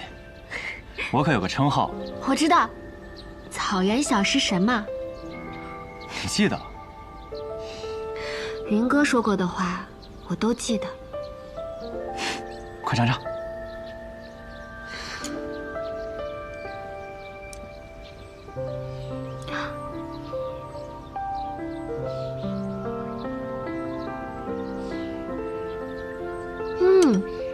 好吃好吃。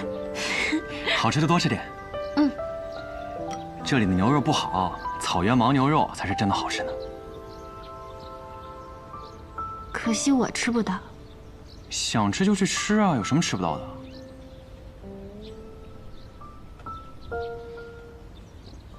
你想吃草原的牛肉，那就去草原吃；想拜佛国的菩萨，那就去佛国拜；想喝男爵凉茶，那就去男爵喝；想乘船东游，那就去东边最大的大港登船起航。天高海阔，不在这笼中天气。云哥，我去不了的。你去得了，因为我会带你。不。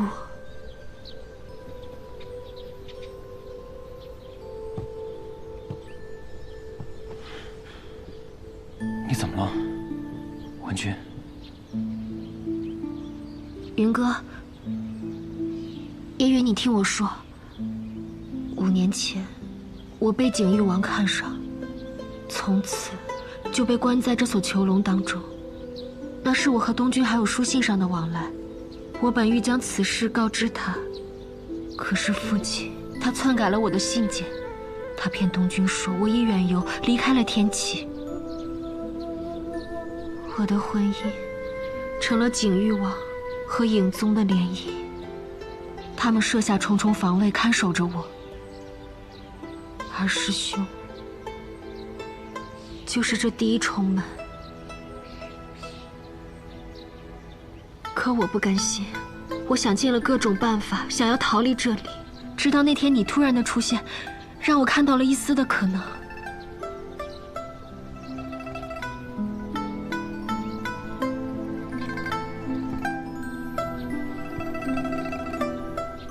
但为何？我知道你很强，在跟你的相处中，我也探到了你的性情。如果我真的开口请求你带我离开，我想你一定会答应的，一切就能按照我的计划来办。如若你不是叶云，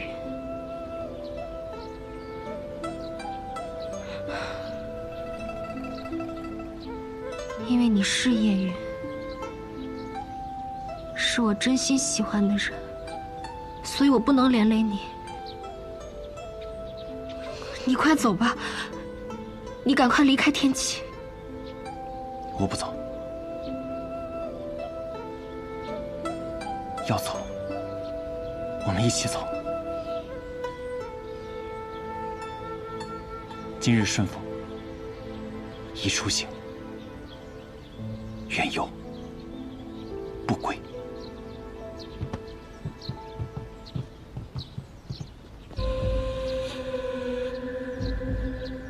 你们走不了。骆师兄，即使我放了你们，你们也走不出天启城。师妹，你知道的。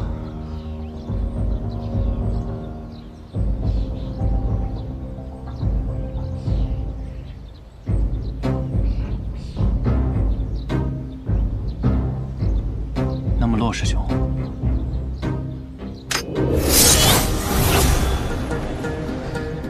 得罪了。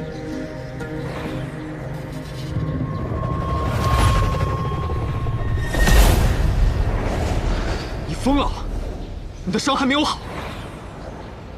我也觉得我疯了，可又有什么办法呢？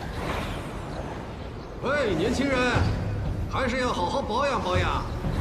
怎么跟你师傅一样，要赢不要命啊？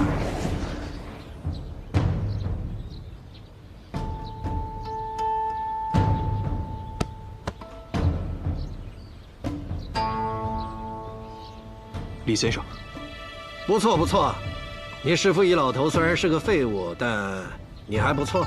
不知李先生来此有何贵干？我来带他走。我不走。美人屋里面待够了吧？你师傅都已经提前杀到天启城了，你还能舒舒坦坦在这儿待着吗？还好没收你做徒弟，不然得活活被你气死。可我，可什么可啊？你想带他走啊？可你连眼前这个家伙都不一定打得过，就算打得过他，王府之外、天启之内还有尹宗4大护卫，还有你那美人他老爹尹宗宗主义补那老家伙，你都能打得过去吗？我告诉你，在这天启城，单凭一个人的力量想带走他，只有一种可能。什么可能？什么可能？敢问先生，是何可能？那就是我出手。先生的意思是？哎，做你的春秋大梦吧，自然不是我要出手。我的意思是，想达成心中所愿，就要让自己变强一点，更强一点，直到最强。美人，你说我说的对不对啊？先生说的有理。果然是国色天香啊，天香国色。我要是再年轻个100岁，怕也会忍不住提前带你远走高飞了。哎呀，眼光不错。好了，我答应你师傅3日之内要带你离开天启，咱们上路吧。我，云哥，你快走吧。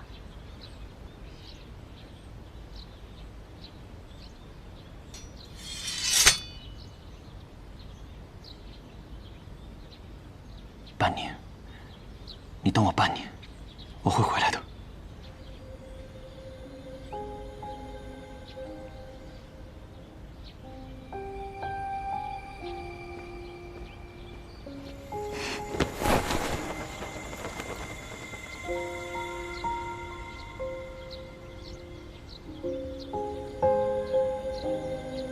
好。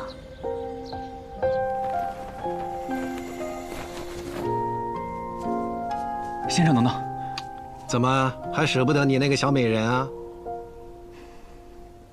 此次回天启，我其实是要完成一件事的，没有完成，我不想这么轻易的就走了。你要去杀亲王？先生知道，也是，您本就是无所不知的李先生。称兄道弟，不是，你先别反驳我。当年叶将军救部冒死把你救下，你现在去杀亲王，是以什么身份？叛族余孽，还是北离逃犯？哼，那亲王死得还挺荣耀的，为了伸张正义，惩处了叶氏逆贼，不料遭到报复，为国捐躯。那我该如何？亲王该杀，但不能是你杀。而应该是天下人去杀。若他这么容易被你杀死了，叶将军就再也没有沉冤昭雪的那一天了。不过你放心，将军府一案，若风这些年一直暗中调查，搜集存疑之证。只是，此案事关重大，牵连深广，还需要时间。我明白了，我父亲和整个定远将军府需要清清白白的死去，也让天下人的剑刃都指向亲王。好，我相信你和小先生。孺子可教也。好了，我带你去见你的兄弟吧。逝者已矣，却还有情谊长存呢。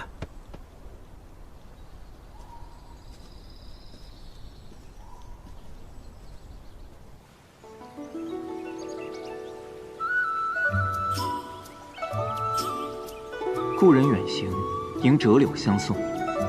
一为不忍分别，二为永不忘怀。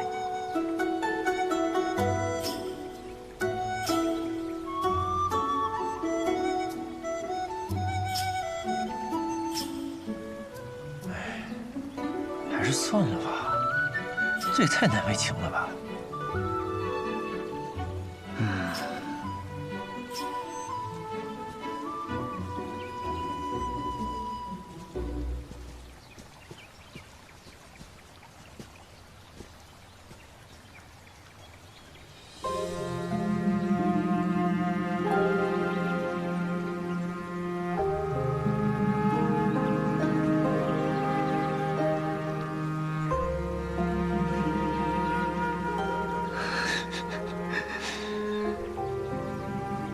云哥，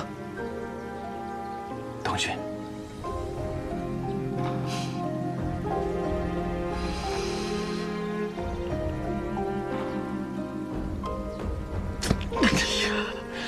东君。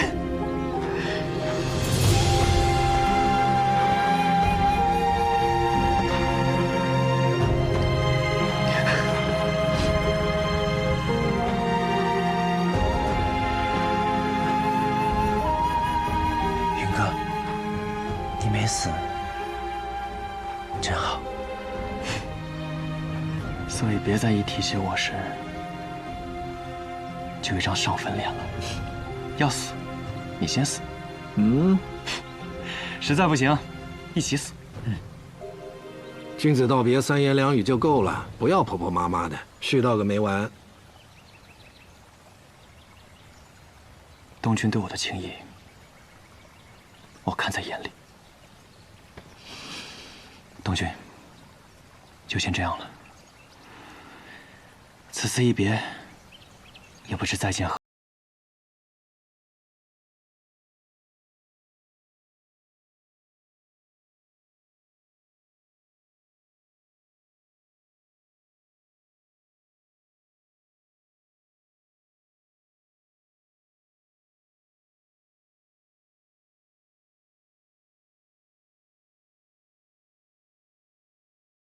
云哥，等等。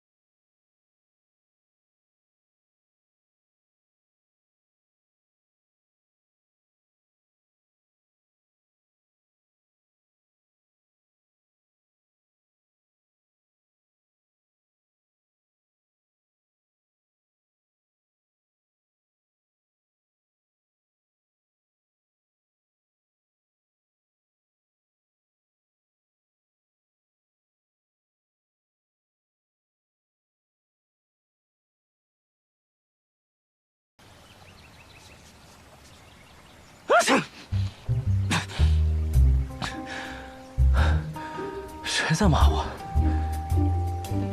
看来你对这朋友也不怎么看重啊。师傅，你也很笨嘛，我逗你的。我那个朋友命大得很，死不了。说我笨，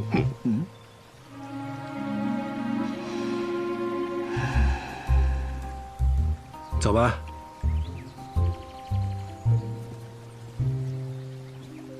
师傅，您怎么去了那么久啊？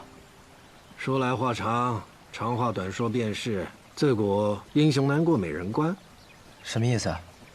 哎，东爸，你有喜欢的女子吗？有啊，我与她有再见之约。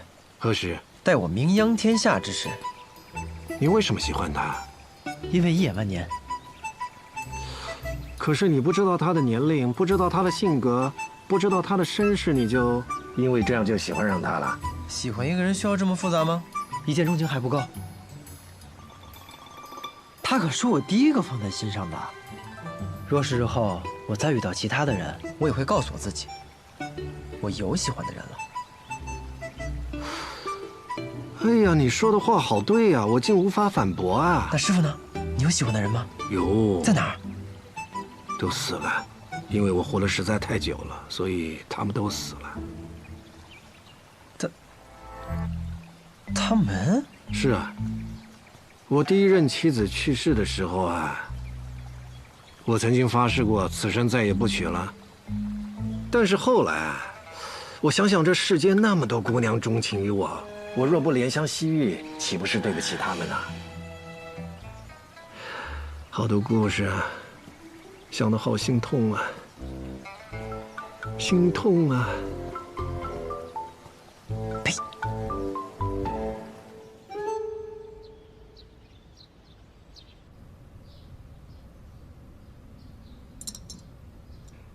有人看到李先生带着那个叶云，哦，也就是叶鼎之离开了。消息倒快。叶将军是个好人，也是个忠臣。叶鼎之也是个好人，有他父亲的风范。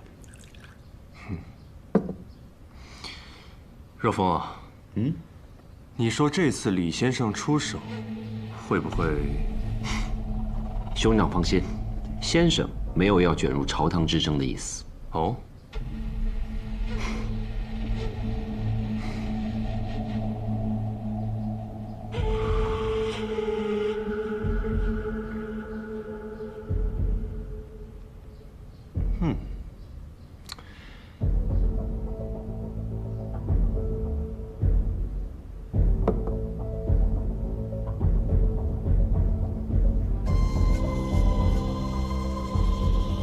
兄长，学堂还有事情未处理完，那我就先告辞了。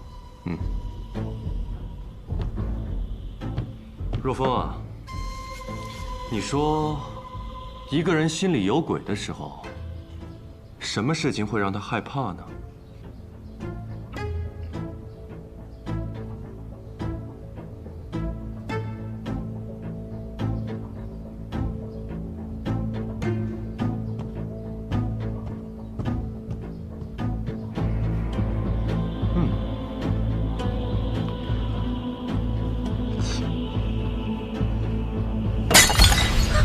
废物，都是一群废物！这么多人，这么些天，竟然都搜不出一个叶云。现在怎么样？他被那个老不死的带走了。天下这么大啊，谁能知道他去哪了？你知道吗？你知道吗？你知道对吧？说！你告诉我，你告诉我他在哪儿！说！王爷，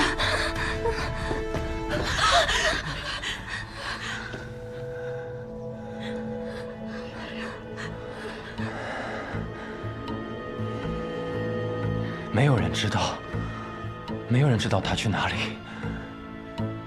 也没人知道他什么时候回来。应贤，你知道吗？本王感觉有把铡刀时刻悬在头上，本王日日都能看到他，看到他那锋利、森冷的刃口，却又不知道什么时候落下来。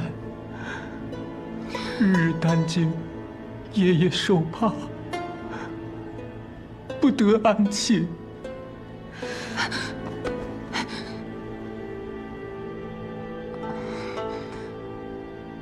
王爷，别怕，应贤会一直在王爷身边，保护王爷。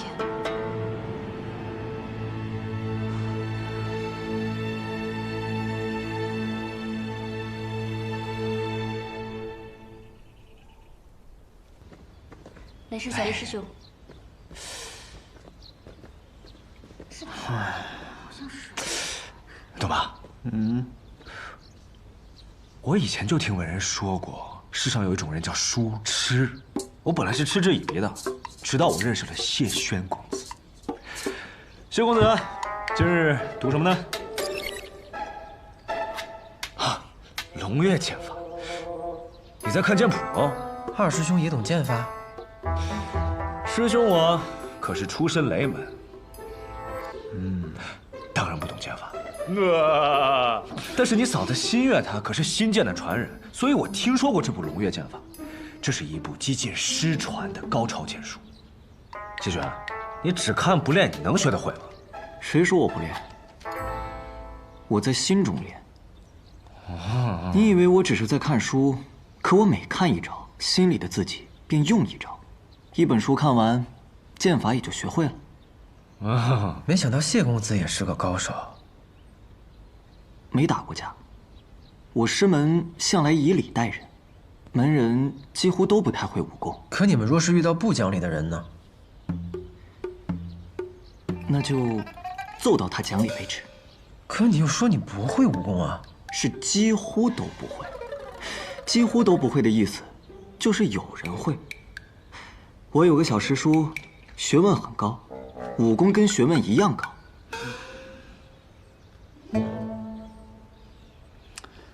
哎，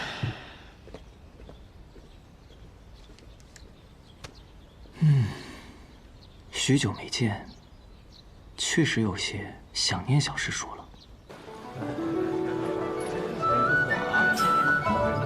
这个酒可是有名的很啊，是吧？他家味道还不错。是。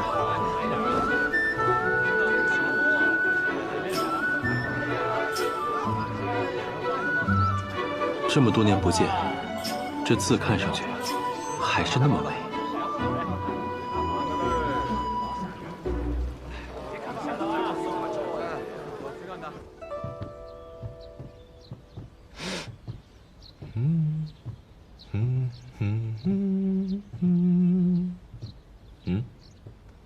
二师兄，我有个事要问你。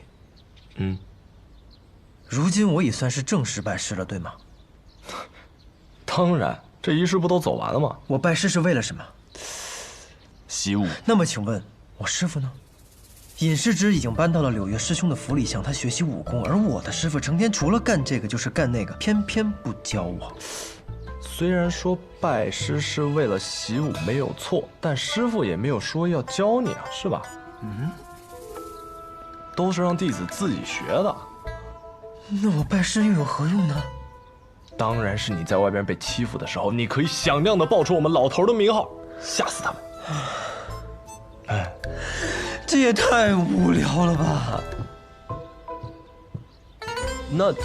那我带你去一个不无聊的地方，动漫。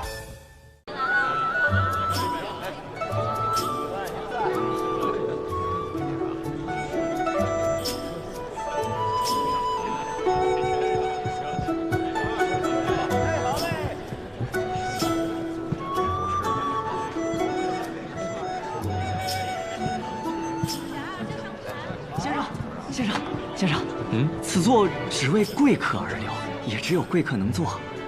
拿杯水来。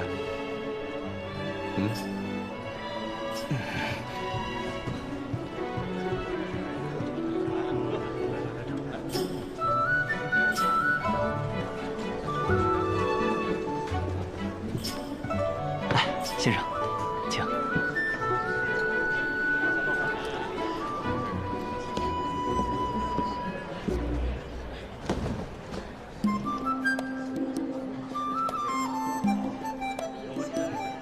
先生，你想喝点什么？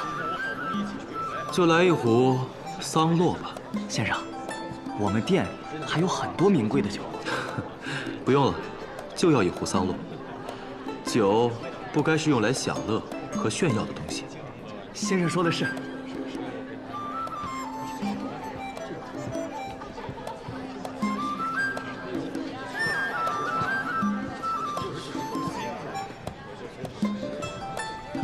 那桌有人了。这位少侠，如果不介意的话，不妨和我一桌。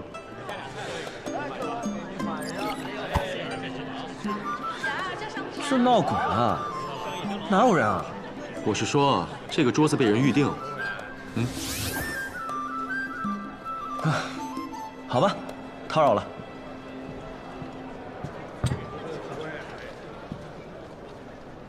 先生，您的酒。桑罗，给这位少侠也拿个杯子。哎，好。我有一个朋友，也会酿这个酒。那你尝尝。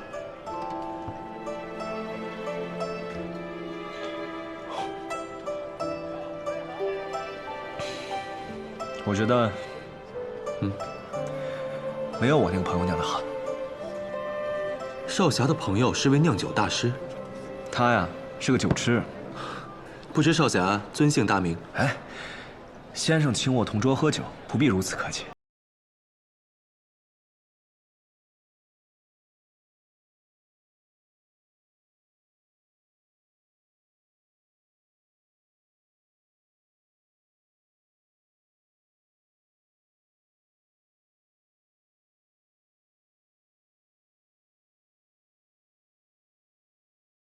不说破，先生也太不厚道了。小二，哎，这酒给我们退了吧，不要了，给我上壶别的。敢问这位客官，您想要什么？要秋露白。有趣。客官，今日可没有秋露白。为何？秋露白1月只出1日，1日只出2个时辰，今日怕不是时候。哦。那明日呢？明日也不是，后日也不是，大后日也不是。本月14公映，还有13天，且等着吧。哎，你，我很好奇，少侠，为何非要秋露白呢？哎，不瞒先生说，我此次来天启城，是为了见一个朋友。刚刚说的那位朋友？正是。我那朋友啊，没有其他的爱好，就是好酒。他呢，跟我离别前吵着嚷着说要喝天启城的秋露白，所以啊。我就想先买上一壶作为见面礼。小子，你想要秋露白，这上面不就有一瓶吗？这上面是秋露白？多嘴！哎，小二，这秋露白多少钱？不要钱。不要钱？只要你能拿得到。哼，简单。长风。你要去楼中桥，既然伸了手，便算下注取酒。你舌头！客官，这是什么话？哎，这的确是陈酿12年的秋露白，世上只此一壶。你若想取，那便凭自己本事取；如若取不到，留下件东西就好。至于这东西是什么吧，由我说了算。谢氏。谢氏，陈先生，谢师是碉楼小筑内功夫最高之人，多少江湖公子试图取这个酒，却都没有成功过。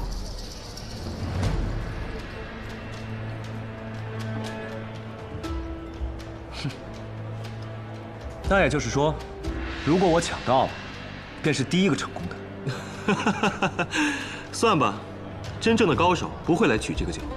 来取这个酒的，多数是如你一般初入江湖的少年郎。不过时至今日，真正成功的，也不过李先生一人。不过他呀，单纯是因为无聊碰了碰酒，也便走了。所以，你若是真抢到了，确实算是第一人。好，那就来吧。枪不错，银月枪，我要。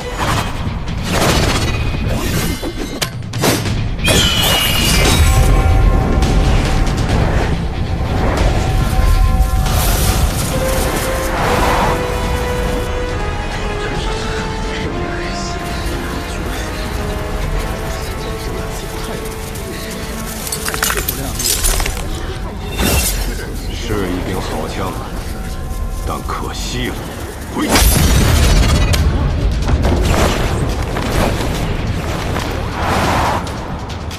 这边，天启城，果然是天启城了。司空长风，久别重逢，不必行此大礼。百里东军，不错不错，你还记得我？你什么时候来的？怎么也不来找我？我今日才到的，这正想去找你来着。好久不见啊，司空长风。卓墨公子。不过，你刚到天启城就打架了，还被人打成这样。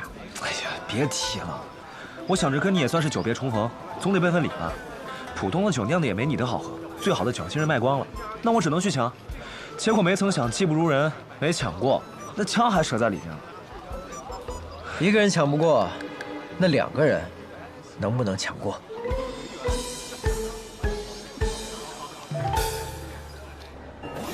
谢师的金刚罩精进了不少，可惜啊，还是被这位少年给破了。哼，后生可畏啊！确实是如鹰一般的少年。你看，这边请。真可怕。这么快就找来帮手了？上面挂的那瓶酒，可是秋露白？对，那是酿了12年的秋露白。我要了。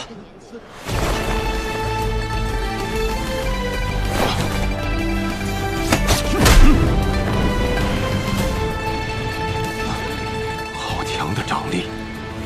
原来酿酒师里不止我一个人会武功啊！小师弟，不可无礼。这位乃是碉楼小筑1品的酿酒师，整个天启城都得人人尊称一声谢师的人物。卓墨公子，谢师多有得罪。这位是我新入门的小师弟，冒犯了，请多多谅解。李先生新收的徒弟，难怪。这位公子出手，可是为了夺酒？那是我兄弟的枪。你兄弟夺酒失败了，必须留下遗物，这是规矩。可若是我赢了你，可否将那枪和酒一起拿走？当然可以。来，哎，用武功来饮酒，未免有些奇怪。不比武功如何？那比什么？自然是比酿酒。什么？这人疯了吧？跟谢师比酿酒，不自量力。就定在本月14吧，到时候我会带上我的酒来碉楼小筑，也请你们备好碉楼小筑最好的酒，以及天启城最优秀的品酒师，然后我会带走那杆枪，还有那瓶酒。狂妄小儿，你可知道你在说什么？就算你是李先生的关门弟子，也不能狂妄到如此程度。哈哈哈哈哈！哎，谢师。小师弟入天启城之前呢，也学了11年的酿酒术。我学了40年。得嘞。好酒可品人间百味，少年的烈，中年的温，老年的醇都不一样，也不见得谁学的酒就一定赢得过我。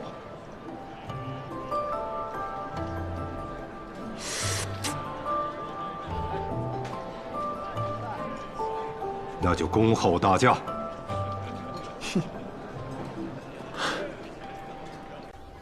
哎，你们怎么来这儿了？我呢，本来是要带我的小师弟去一个特别好玩的地方，结果路过碉楼小筑的时候，听到里边有动静。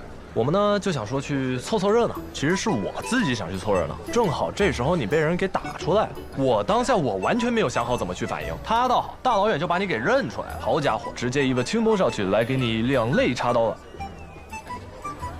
你果然拜了李先生为师，成了卓墨公子，也就是这位二师兄的师弟了，真好。你也很好啊，还有命，来天启城跟我见面。二师兄，你到底要去哪儿啊？这不就到了吗？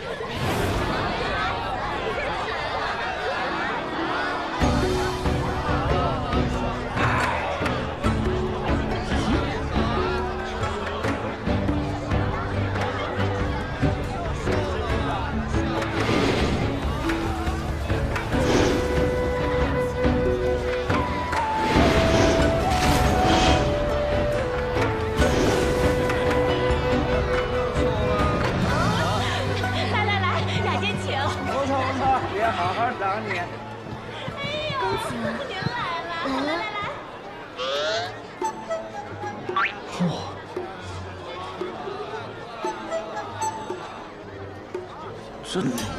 这里是青楼？非也，非也。这里是百花楼，不一样的。哪儿不一样？因为有他，所以不一样。那年，我和顾剑门第一次来到这里，当时的他正在抚琴。顾剑门可能是喝多了，听到了他的琴声之后，他兴致大起，举剑而舞。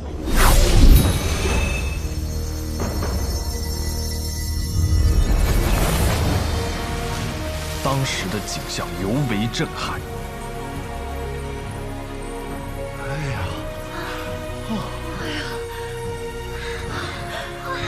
真俊啊！所有的花瓣都被他的剑气卷起，五颜六色，姹紫嫣红。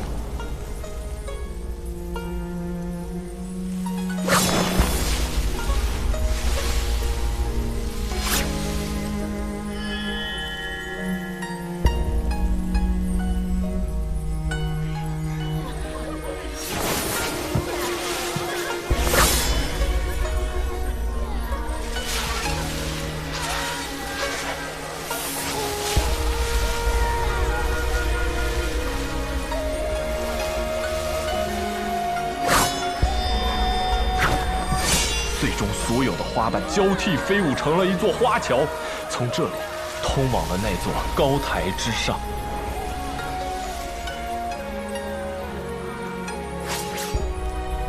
顾剑门说：“闻情可知人。”他觉得这个女子就是他的命定之人，于是踩着花桥，从这里走到了那里，撩开了重重帐幔，去见她。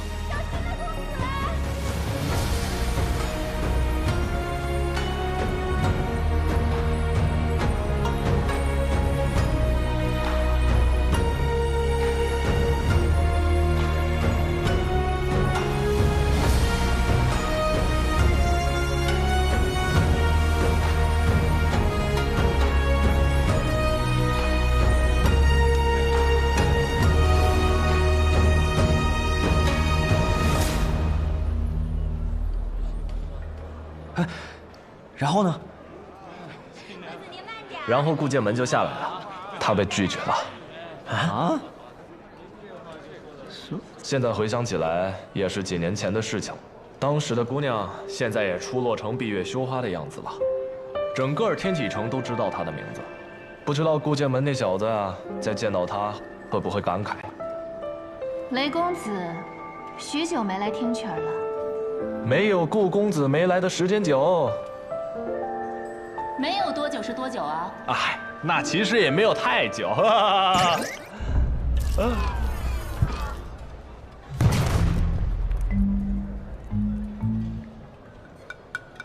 好像有杀气。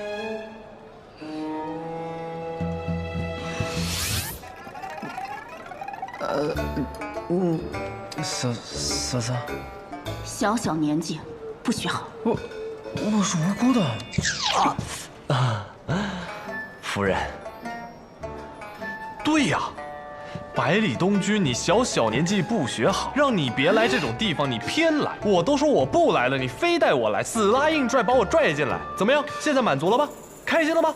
师兄就不是一个能来这样地方的人。啊？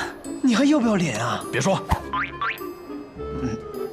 夫人，我们回家，回我们温暖的家。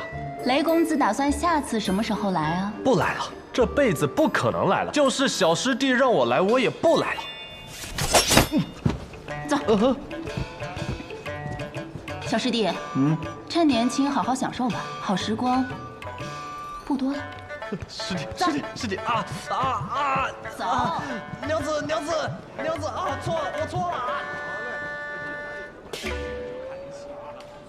我们在哪儿啊？我们该干什么呀？少年郎，做什么？好生俊俏的少年郎。子怡妈妈，风姑娘今日还奏不奏曲？我都等不及了。哎呀，急什么？这不是来了吗？好嘞。呀，二爷，您来的正是时候啊！这首乐曲到前面来。好，听着让人难过。我听过他，你也来过？不是，你还懂音律？也不是，我听过这首曲子，它叫《江南月》。更鼓乱人弦，边秋闻夜声。从今秋露白，月照故乡明。这是一首思乡之曲。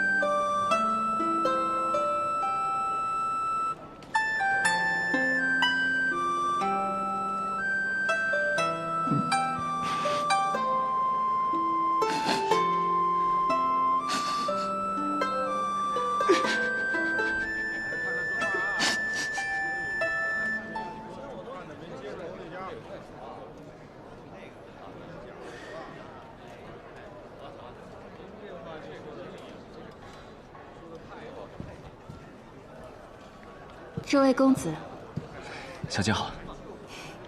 我可担不起这个词，我家小姐有请。请问，你家小姐是？少年郎，你是真傻还是假傻呀？在百花楼能够被尊称为小姐，只有一位。等会儿，这个呆呆傻傻的小子是谁呀？凭什么风姑娘只见他呀？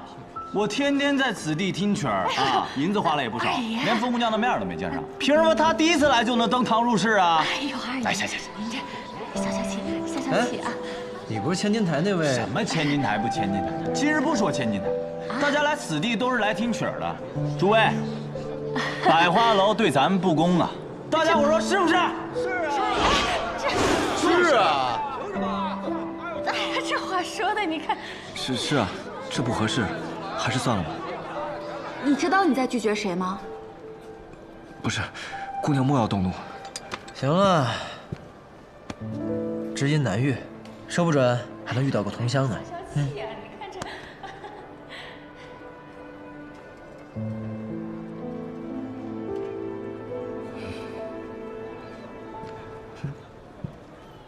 大家都消气，我呀背几壶好。就这么让他上去了？怎么没个人拦上？不许走！我看谁敢过来。没事了。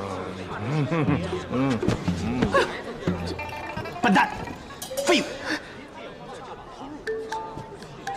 去吧。不是，这，哎呀，二爷消气。哎呀。少年郎，这位妈妈，哎，可否帮我寻个座位，我好坐着等他？哎呦，公子，你确定今天晚上你能等到他？春宵帐暖，美人在怀，指不定要多久呢。要不我给你找个不错的姑娘陪你歇息。不用，真的不用。三木长风，我就不等你了啊，你好好享受吧。哎，下次再来啊！来。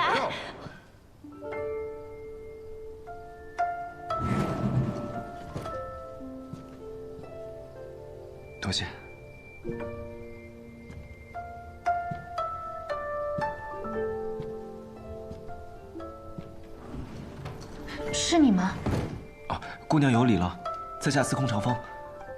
你可是来自魏城？魏城？你的家乡是哪里？我不记得了。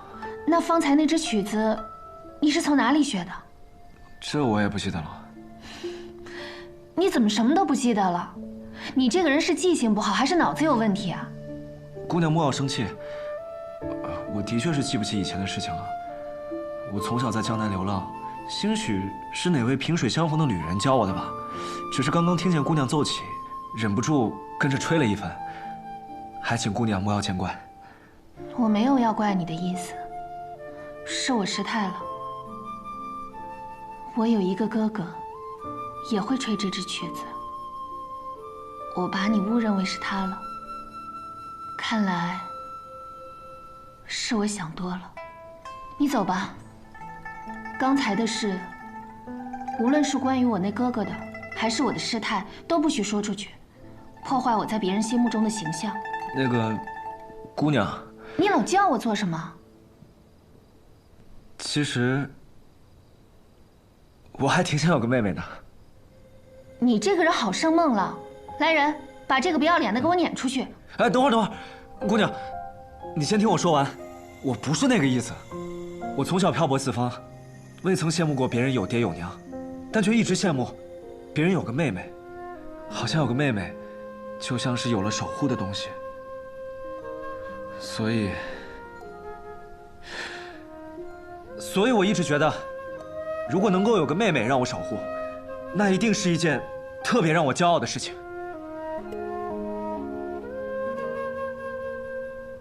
我不要。为什么？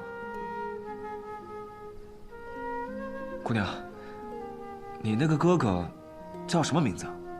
魏洛里。好，从现在开始，我就叫魏洛里了。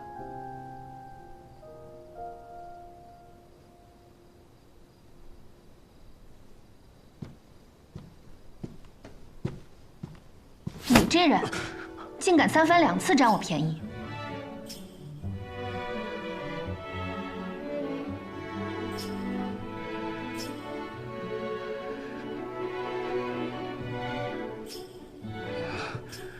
姑娘未曾用力踹我，说明也并未真的生气。姑娘，虽然我忘了自己是不是魏城的人，但你我都来自江南，也恰巧会同一支曲，这说明你我二人与缘分有关。方才我说我想有个像你这样子的妹妹，也是认真的。的确，你我才初次相见，莫名其妙突然多了个大哥，你不适应也是应当的。是我逾越了。我不是来自江南，我的家乡……你又套我话。冤枉呀，姑娘！我有个朋友曾说过，这世上话术是骗人的，但音律不会，因为音律是这个世界上最纯粹、最干净的东西。所以，姑娘，不管你的家乡在哪儿，你最意的地方是江南，最在意的人也在江南。你这个朋友叫什么名字啊？百里东君。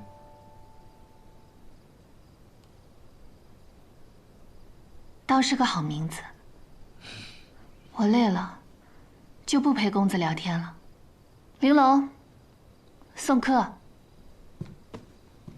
姑娘，相识满天下，知交能几人？我相信这世上有知音，姑娘的琴，我的夜，恰逢其会。我会再来的。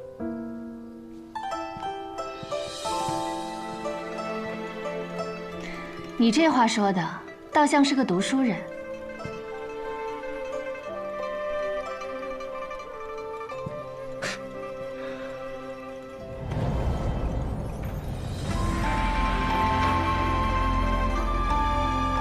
可我怎么看，都是个浪客。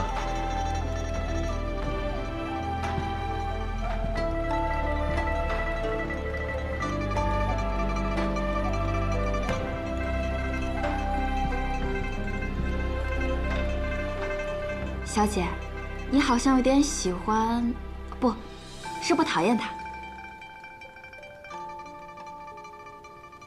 挺有意思的人，不是吗？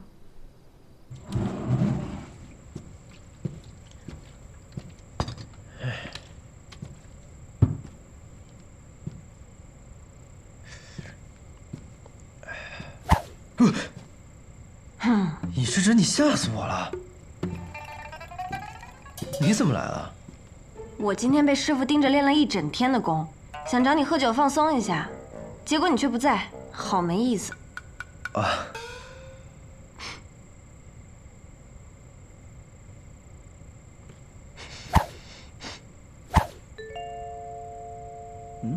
你去了青楼？嗯。哦，不是你想的那样。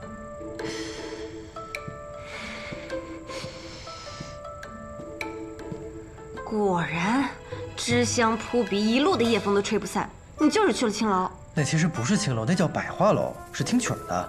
我之前还听说，师叔有一个最喜欢的姑娘，结果转眼间就去青楼寻花问柳。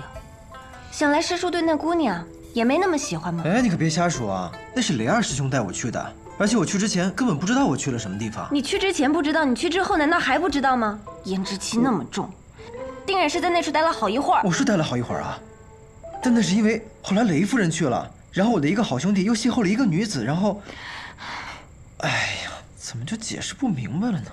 无中生有了。是。我是去了青楼，那又怎么样呢？你为什么要生气啊？我生气，那是因为我整整练了一天的功，你却在外面逍遥快活，我心里不痛快，不行啊！哎，尹世珍，你还是听我。不要脸！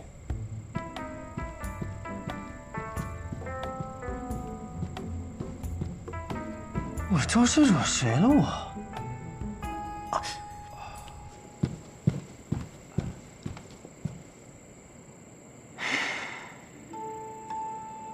不是要谈叶鼎之的消息吗？为什么莫名其妙的和百里东君吵了一架，还给了他一巴掌？算了，还是找机会联系齐轩吧。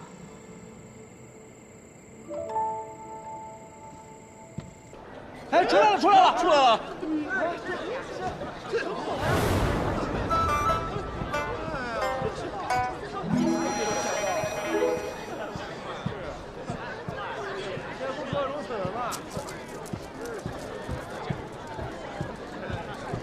哟，这么快啊！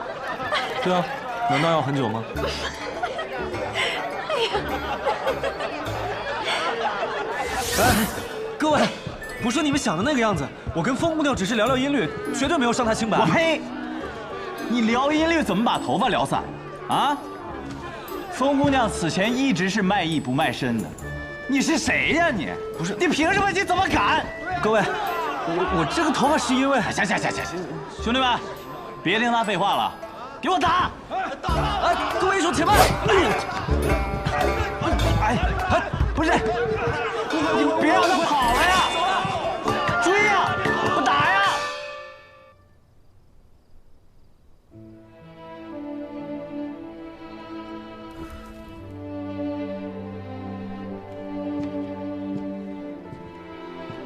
小姐在想什么？该歇息了。玲珑，我有没有和你说过李哥哥的事？小姐是想找人谈心吗？谈心吗？可能是忽然想找人倾诉，害怕时间过得久了，连我自己都忘记了。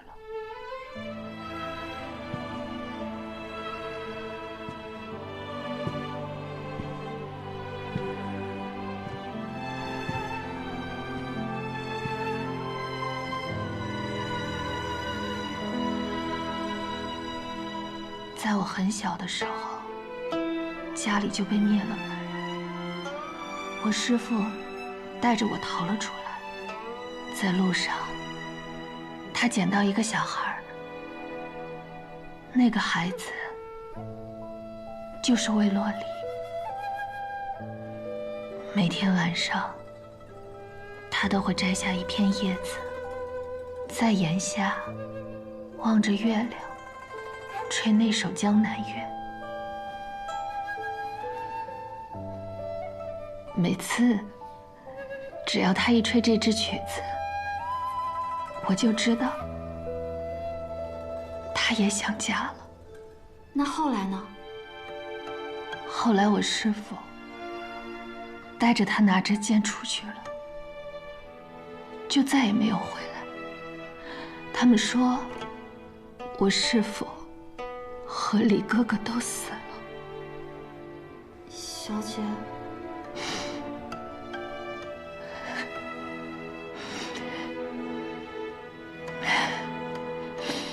故事讲完了，也该休息了。去吧。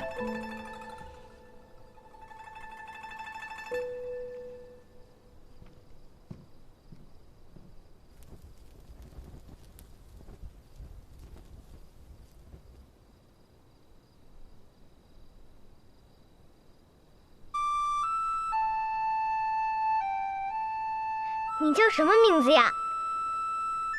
魏洛里。你的家人呢？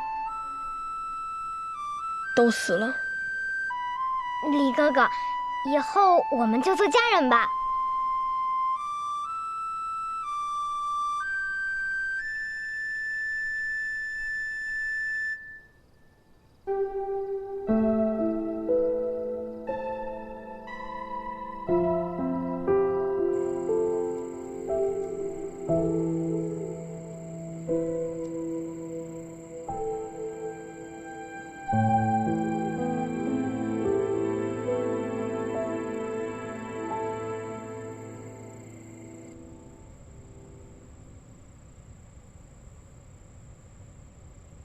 赌约？是，陛下。白丽东军以酒约战谢师，要取那12年陈酿的秋露白一事，整个天启都知道了。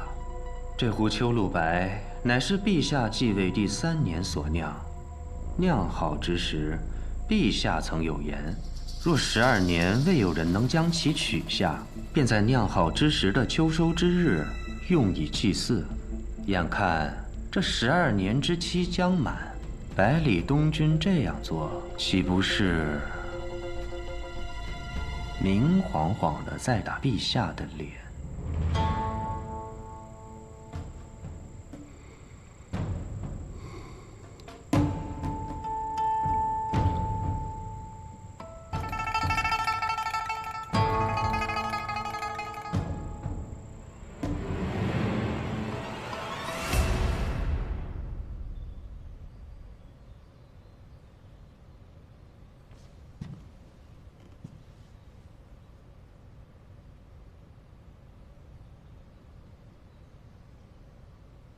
陛下，祭酒先生到了。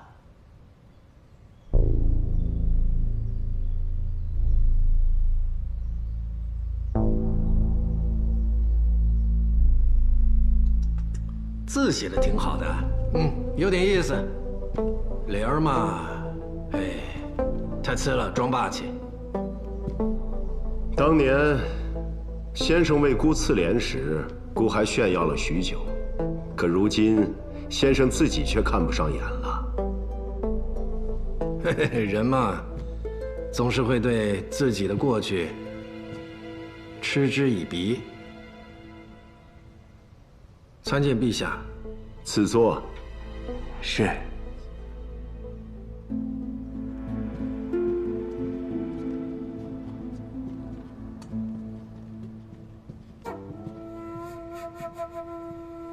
先生，喝茶。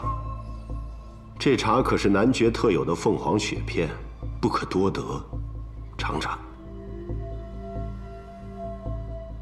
陛下今日叫我来，所谓何事？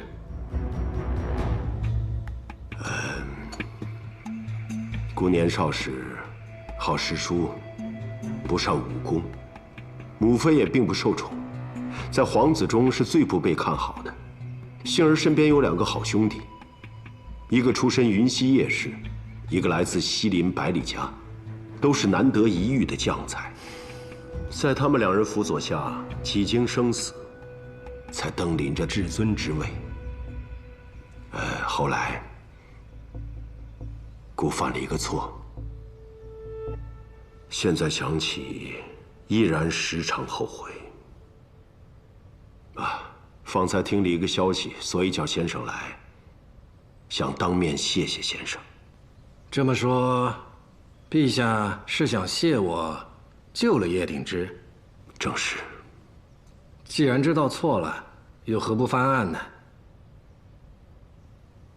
哎呀，罢了罢了，又是帝王颜面。行了，你的谢我也收到了，那就这样吧，走了。等等。姑此次叫先生来，其实还有一事。听闻先生近来新收了一名弟子，姓百里。百里东君，那是你的另外一位结义兄弟百里洛尘的亲孙子。这次洛尘的孙子来了天启城，姑想见一见。不必。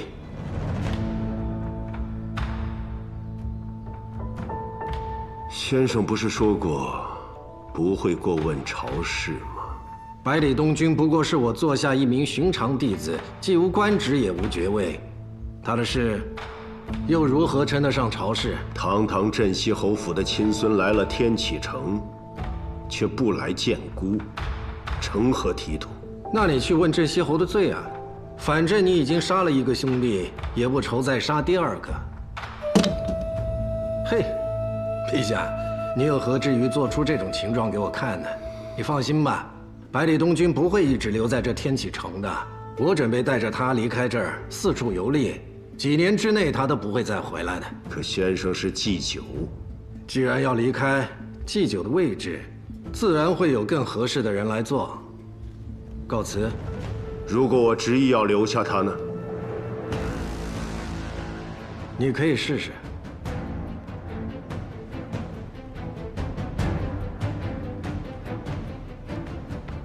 先生，你有时候会不会觉得自己有点过强啊？是吗？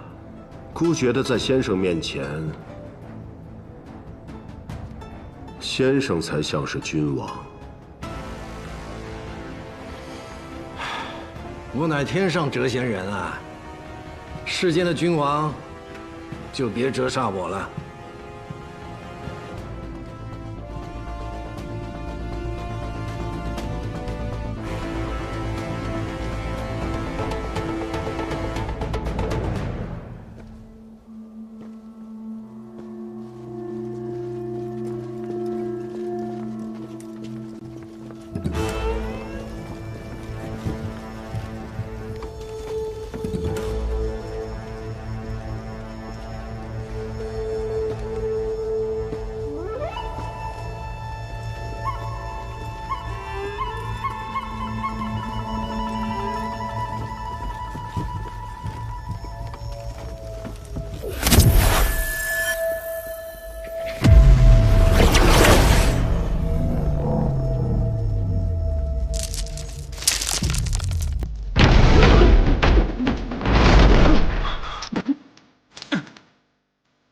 师父，虚怀公，不过尔尔。春风吹过，就是最耀眼的长夜在了哪里？陛下，大剑临路，过了。为我脚步的模样，鲜艳的来的滚烫，它映在天云之上。就在今春，那句法力，在你尘埃山上搏击，就是王河，为了天地，李先生，小齐啊，今日也入宫了。哎，你那师兄的徒弟小王道长也入了天启，还帮了我一个小忙呢。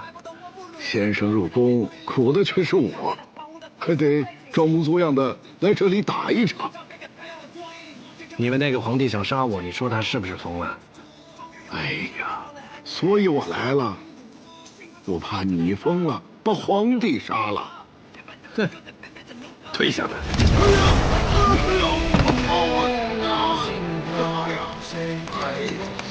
演得太过了吧？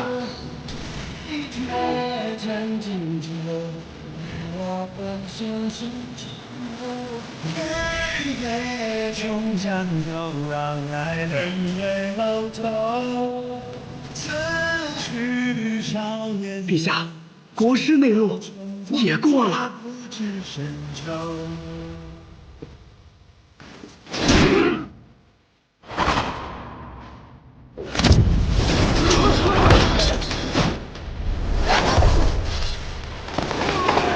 这个青春你最宝贝，让纯爱战胜过地，这是黄河，流向天际。我不知道该往哪去，不想前进，不想美玉，不想神仙追寻我轨迹。李先生，李先生，翊至宫门。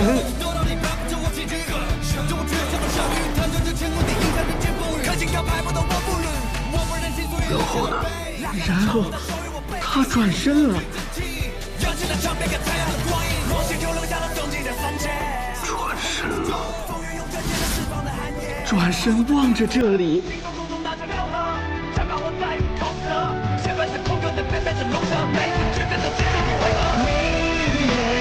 终将都让爱人最后头。此去少年游。大家紧张了？恐怕是毕生修为于今日毁于一旦。本来是一个杀人之局，见我北离大内高手之力，杀传说中的天下第一人。自负了呀，瓮中捉鳖，结果自个儿成了这个鳖，感受如何？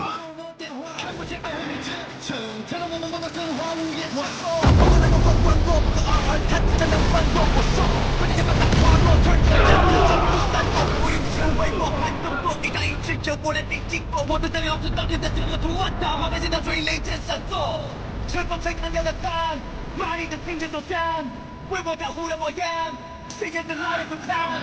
从我的心的精神作战，为我保护的模样。李长生这是何意？怕是在提醒陛下，暂且还是不要打百里小公子的主意为好啊。意思送到了，就不吓你们了。